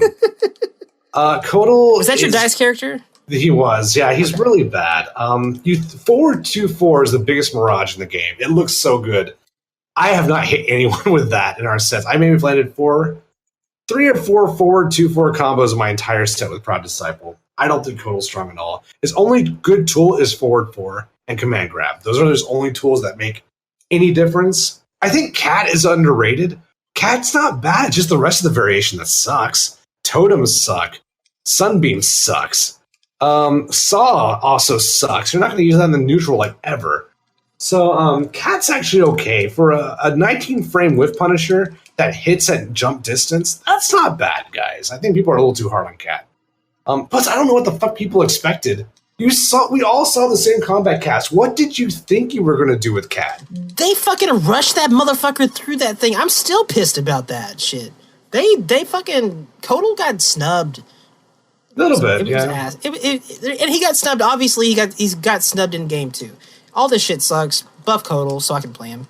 Well, the problem is he's the number 1 candidate for they're going to accidentally break this character because people are complaining. That's my worry. I'm afraid they're going to buff him. Buff and it. It's going to be way, way too good. That's what I'm scared of. Do it. Because if you make like forward 2, if you make that 14 frames, that would be too fucking good in my opinion. So yeah, we'll see, guys. We'll just see. Maybe a damage buff for now. I would just give him damage for now. Just give him a lot of damage, and we'll see what happens, guys. Does that answer the question? I think it does. Yeah, I think so. I haven't played Aaron Black enough to judge him super well yet, but I will. Don't you worry. Thanks for the question, Dopeness. Who was that? That was Dopeness. Thank you, sir. Rain Reptile asks, what can someone focus on in the lab? I'm going to check the reels real quick. It's probably a good idea. Hey, we're good. Okay. Rain Reptile asks, what can someone focus on in the lab to refine their MK11 skills to their max potential? Man, that's a big question. Really wish I had read that question before we started recording. That's a very fucking scientific question. I guess I'll go first. Yeah, sure. The very first thing I would look at is which of my strings are safe on block. And of those strings, which one have the fastest startup? I start with that. Not even just strings, but moves. What normals are? What is safe on block, and how fast does it take to come out? That's the first thing I would look at. The second thing I would look at is what are your mids, and at what distance do you need to do them? Because some mids are deceptive. I think Katana's back 2 is 17 frame startup, but it hits like jump screen. And it goes into a really safe, confirmable chain combo with no gaps. So, find out at what distance can you start your mids, because that's going to be the cornerstone of your footsies. The next thing I would look at, and this is important, how fast is your down 3, and how quickly can you dash out of it on whiff? That is so important, in my opinion. I think a big part of this game is dashing down 3. I think that's a huge part of the footsie game, which is what makes characters like I definitely like do that Kung Lao very strong in the footsie game. I haven't tested subs. I could probably test that now, actually. I haven't tested, but Johnny Cage is a very good down 3. That is such a big part of your pressure, because even if they block it, if you walk backwards, and if you space it right and walk backwards, they'll whiff whatever. They don't get to get their turn, because whatever they try to do afterwards will whiff, unless they, if you could do slide on back 3, that's risky though, So I don't know. I think that's one reason why I think Baraka is going to go down the tier list. I think it's going to be like high mid tier at best when everything's said and done, just because all he has to open up the opponent, not open the opponent, but all he has in the neutral at distance is a back 3 and forward 4. He can stagger back 3 to an extent, but if he does forward 4-4, his opponent, his turn is basically over. He doesn't have that machine gun down 3 dashing that a lot of characters have that make them really good at footsies. So I would test your down 3 and your down 4 and find out what you can do on hit. Like Noob, his down 3 hits almost right inside jump range. So it's like, okay, I hit it down 3. What can I do now? Really look at stuff like that. What can you do on hit? Because you're usually mad plus when you hit a down 4 or a down 3. And remember, down 4 gives you pushback, so you need to test that. If you do a down 4 and it hits, it's going to knock the opponent back. So what you're going to be able to do afterwards is kind of limited. If you dash in, what options do you have? That's stuff you need to look at. And of course, maximize your damage. You really need 3 types of combos in this game. You need an anti-air combo. If someone jumps in and you jab them out of the air, you got to know what your most damaging follow-up is and what kind of Oki it gives you. That's one combo you have to have. The other one is your full punish combo. You need to find out if you block a Scorpion Teleport, what's the most damaging fucking thing you could possibly do. And usually that will include highs. Not always. A lot of Sub-Zero stuff, his slide especially, will low profile some moves on punish, just like it did in Justice 2, which is stupid. But it wasn't as bad in Injustice, because in Injustice you can cancel your down 1 into a special. But anyway, that's one thing you need. 2 things. That's the 2 combos you need so far. The third combo is really 2 combos. It's your corner combo. If you have to know what kind of combo you get, you can do your max damage combo in the corner based on what confirm you get. Let's say you do a confirmable chain combo and it works. You end up hitting the opponent. You got to know what your max damage corner is in the combo. You also need to know what kind of combo you can convert into if you do a jump kick.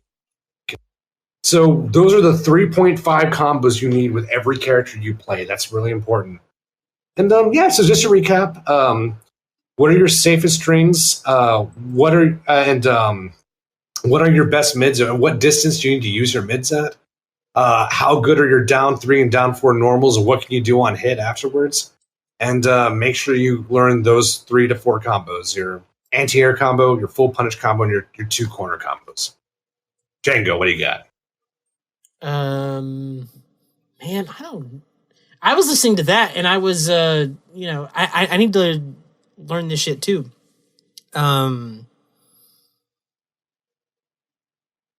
Yeah, I just been figuring out the stuff like, what's safe in the fucking mid and what's not safe and all that shit. And I've been practicing. I tried to practice a few crushing blows and get that set up. Ooh, okay, that's a good one too. Make the AI do just jab, jab, jab, and practice your uppercut crushing blow combo. That is something you need to spend a lot of time on because throws are so good in this game. So you need to read those throws and get your full combo with a down 2. But I'm sorry, go on. No, I mean, that's really all I've been fucking doing as far as lab goes. And obviously just fucking working on combos in general. Just as far as execution goes, building up muscle memory and that shit. But as far as actually learning, yeah, it's just figuring out what strings I want to use in which situations and what combos I feel I can do the most with consistently for me. That's the stuff that I mean, but that's what I always do in the lab. So that's not really any different with this game.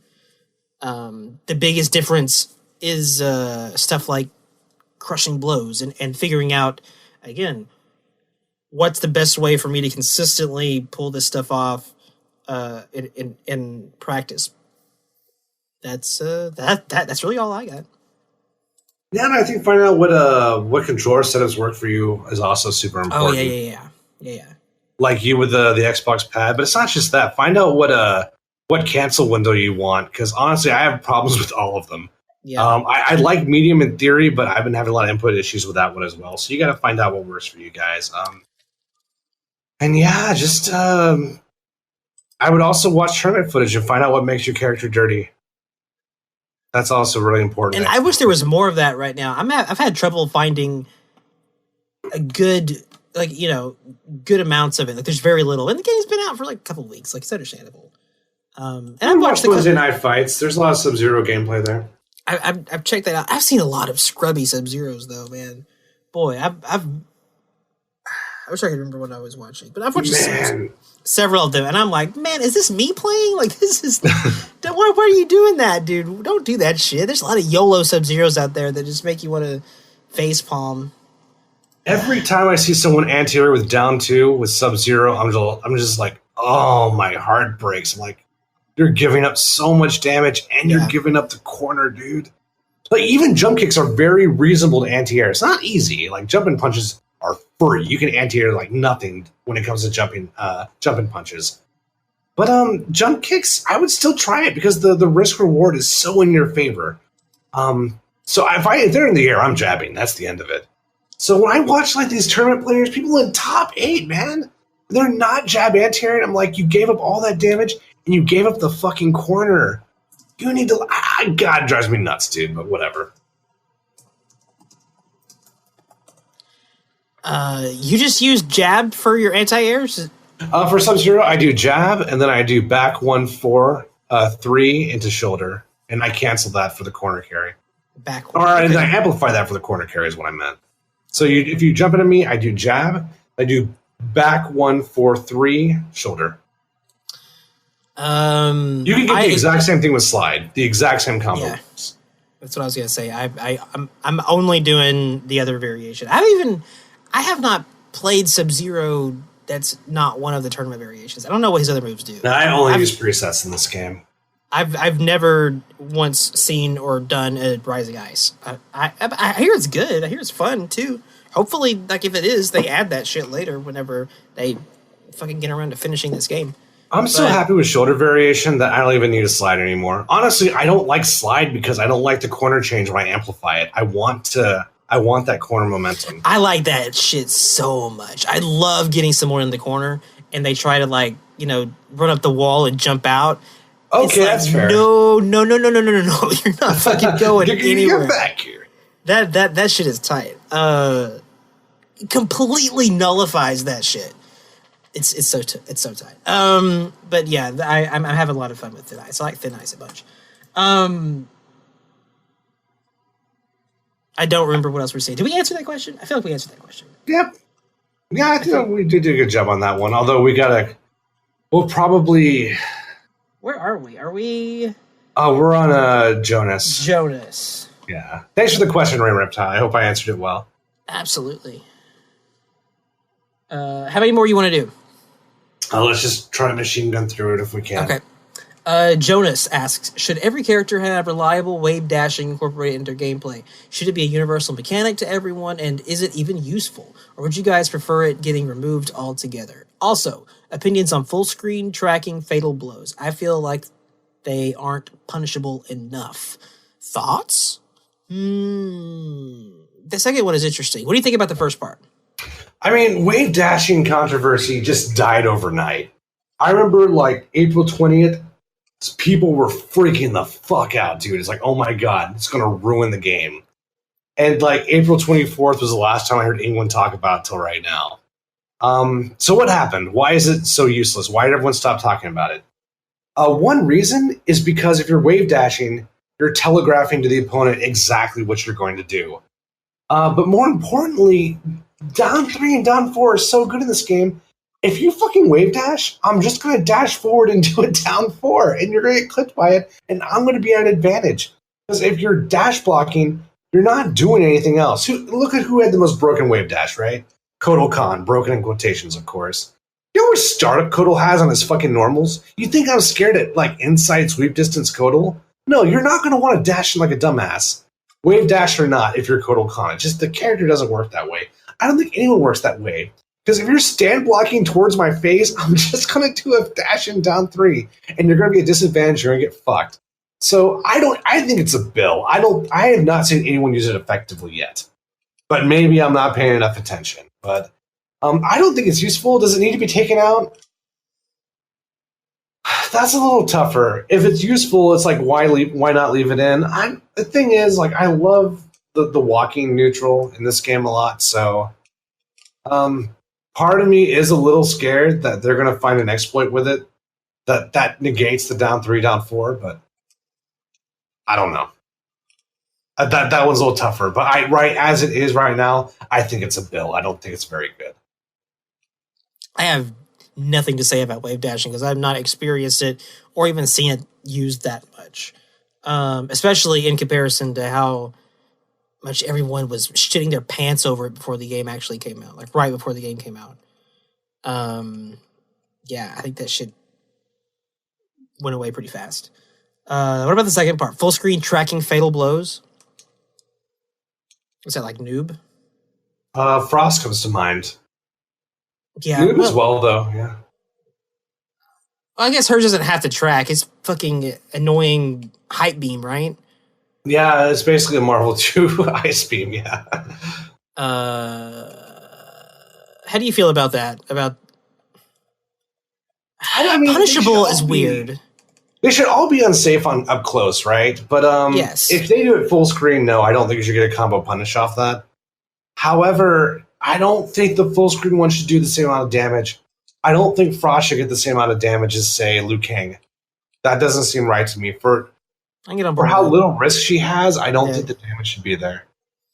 Same thing with even Kung Lao. I think Kung Lao covers way too much distance for...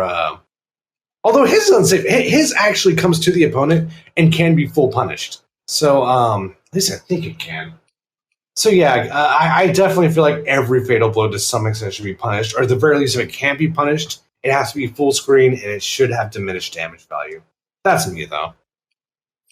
There's a lot of characters that have that, like Aaron Black is another one that just has that fucking, he can pull that shit out whenever he wants and go into crazy. No, I think your solution is good. I think it's a sound solution, and they should think about that, because there are some that are they do feel kind of cheesy and cheap, and that's never fun, you know. Especially when a lot of I don't know, a lot of this game isn't cheesy and cheap. Some of it is. There's some cheesy shit, but whatever. I agree. That's my point. Thank you for the question, Jonas. You're a pretty cool guy. Yeah, thanks for the question, dude. Rad Brad asks, what is your favorite gear piece of any of the characters in the game so far, and why? What's your one favorite piece of gear, Temp, that you hate the least? I like all the face or the maskless stuff, honestly. Like maskless Scarlet looks so good. Maskless Sub-Zero looks weird, but that's kind of why I like it. At least young maskless Sub-Zero. Bearded one looks okay. Okay. I don't know. I'm trying to think of it myself. I don't know, man. It's I mean, I haven't spent a lot of time looking at the gear, to be honest with you. So maybe Baraka blades that are made of metal. That's kind of cool. Yeah, let's go with that. I also like how Kung Lao has the dragon logo hanging on his default. You can change it out, cool. But why would you? It looks so good. Yeah. When I saw that, I was like, oh, that's cool. I didn't see it until just the other day.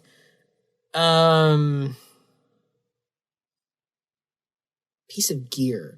In general, I really like Liu Kang's Fire God Liu Kang whole skin situation. I still think I like it so much because it's a good Fusion design, but still, it's cool. But that's not really gear. If I had to think of one piece of gear that I like the most, it's probably something really lame. You know what it is? It's Scorpion's retro mask that was in the beta. I fucking love that mask. And I wish AF that Sub-Zero had it.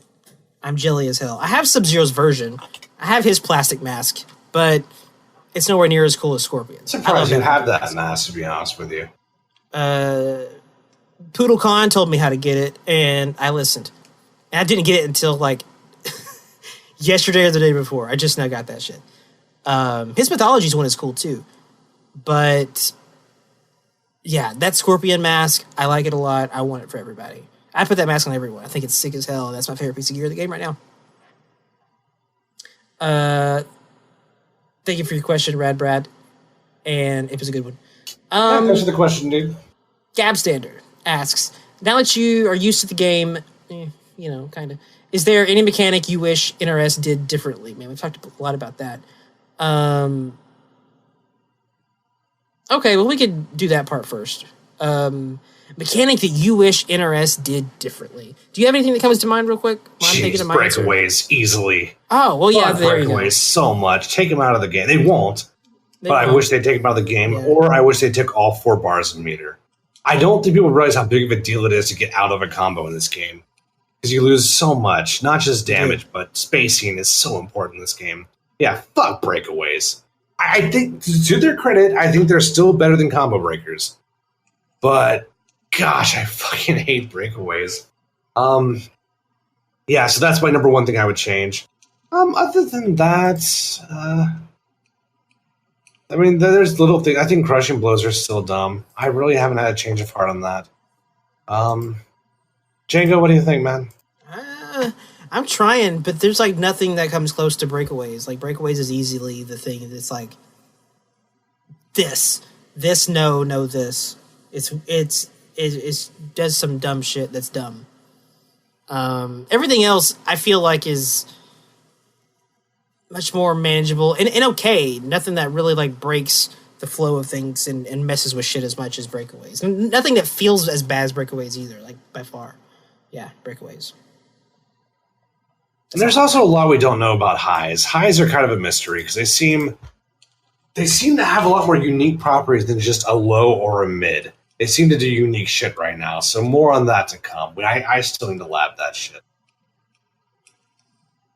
And the second part of his question was also shout-outs to Frost, who has a crushing blow that requires a move that is not in a tournament variation. While I do like the idea of crushing blows, the disparity of how to get them across the cast is a problem. When people like Garrus, Cabal, and Jackie get theirs for just touching you, others like Johnny, Jade, and Noob need the planets to be symmetrically aligned in orbit before they are able to get theirs. I hope this is something that has changed going forward. Yeah, that was a concern that a lot of people had even before the game came out, and it's still a thing. And I agree. I hope that gets addressed as well. What do you think? Gosh, man. The more I look at custom variation moves, the ones that aren't in the presets, the more I realize why they did it. And I think the short answer is these moves were not proper, or they were not sufficiently tested. They tested them just enough to realize that they work, but some of these moves have really, really funky properties. Some moves change frame data based on distance, which is not entirely a foreign concept. That's interesting. Yeah, Scarlet's slide did that in MK9. The slide had different frame properties based on when you did it. But like Frost's like air ice kick, or her dive kick from the air. That is it's unsafe if she does it inside mid range. It's like -14 if she does it like right outside jump distance. And after that, it's -7. It's basically completely safe if you do it outside of mid range. It is very fast. And if you jump over it, she goes mid screen behind you. So that strikes me as something that wasn't sufficiently looked at. I think frame data changed in general is not the best. I have a feeling the reason we're not seeing custom variations is just because the rest of the game wasn't ready. It just wasn't ready, guys. That's why they didn't do it. At least I hope that's the answer, because if they open the floodgates and say, here you go, guys, you asked for it, here's your tournament custom variations, and all this shit still feels kind of untested, then that could ruin the game. So I don't know what I want anymore.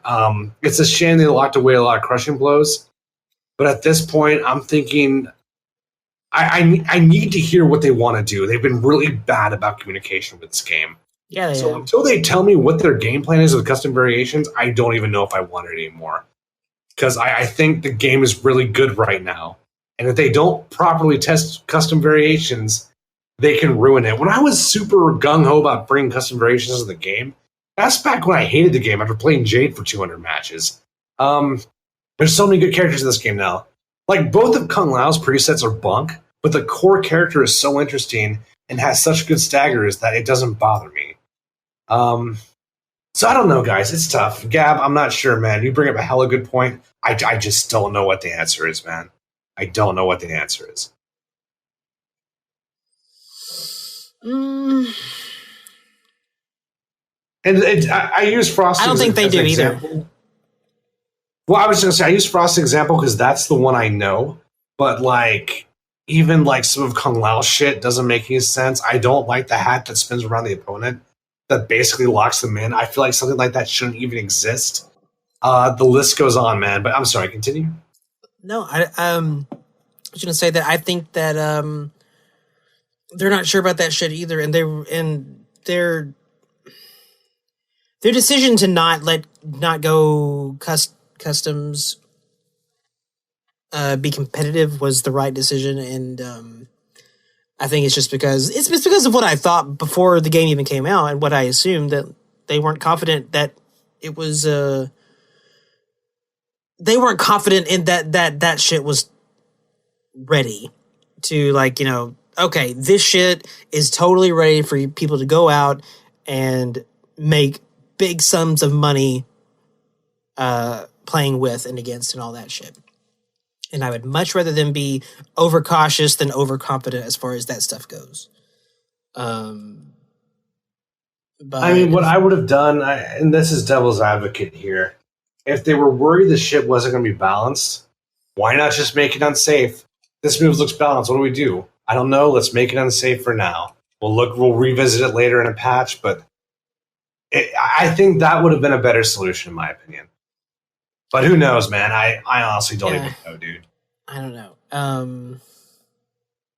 But as far as just like what Gab Standard said about crushing blow options being a little more evenly distributed, that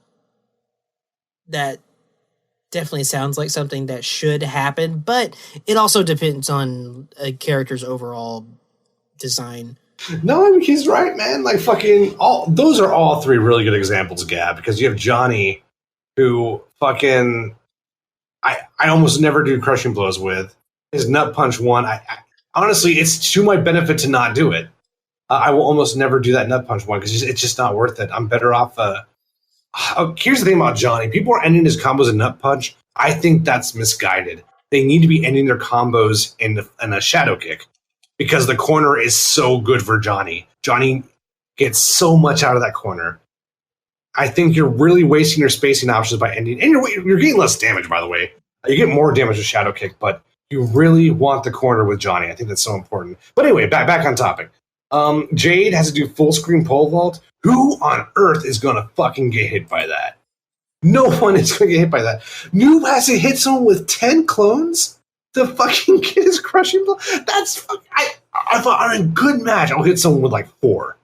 That's if I'm playing like top notch and the opponent's really not respecting me. 10? Like, is there even a life bar left after that? Like, it's so fucking stupid. I agree. Yeah. If like what I was saying was like, if there's not another way this character is designed to get damage well and, you know, have it available to them, then yeah, they should absolutely get that shit revisited and get the options that other players have or other characters have. But if they don't, you know, like the characters you're talking about, yes, even that shit out. And they should even that shit out anyway.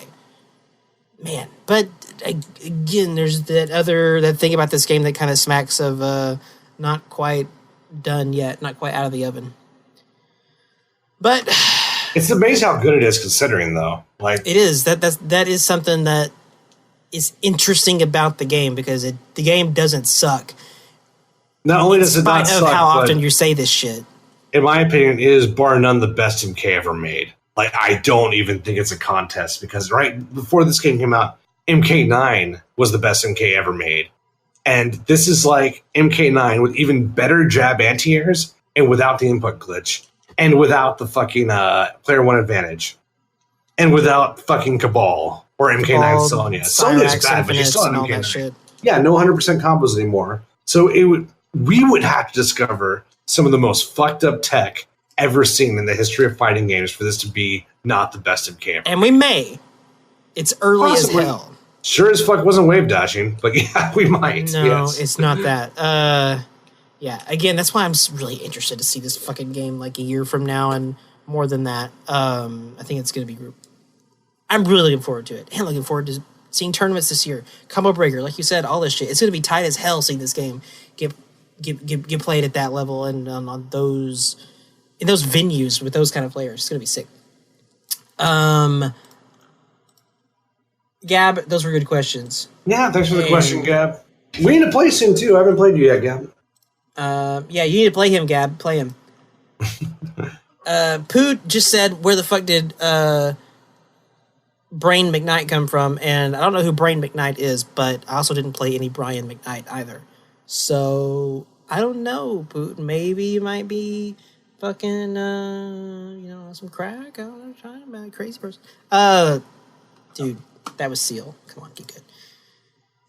That wraps up all the questions, Tim. We did it. Yeah, we went a little later than I hoped, but we got through it. That's fucking boy, and we shook off the ring rust because I know I had some. Yeah, me too, man. Such a long time not doing one, but hopefully that's not the case. I got to play some more of this game though. Yeah, well, you know where to find me, dude. I need to play you too. Yeah.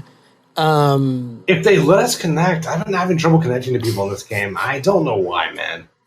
It is a thing. I've had that problem too. I'm not sure what's going on. I've had that problem a lot, actually. They don't want me to play. It's a shame too, man, because we're the Warrior Shrine hosts. We should be playing each other more than anyone else. And we'll figure it out. We'll figure it out. It's not even your fault. You tried to play, and the game said no. So, yeah, that's always the fucking shittiest thing. But maybe it's a NAT issue somewhere. Maybe it's whatever. I don't know. But we'll figure it out because I want to play. And I want to get better because the game's fun.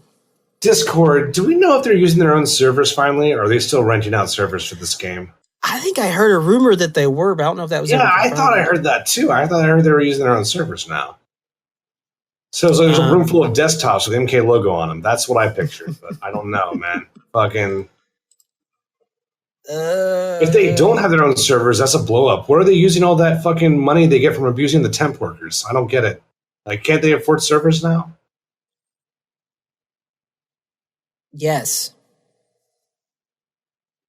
That's like yes, they can always afford fucking servers. That's not the question. Boy, considering what they paid for their net code, yeah, they can afford servers. I don't know what the situation is. God, the net code's good in this game, by the way. When you get a match going, it's really good. It's so good. I've had some fun doing tests with this game, playing off of like the shittiest like possible internet connections possible. Like, you know, I don't know, fucking next door cell phone hotspot. And you know what? I can still get matches that feel pretty damn good. It's impressive. But there's also, you know, it's not good in some other places. What is he saying? Oh, he's saying other shit. Okay, I think that wraps it up. I think we did it. All right, cool.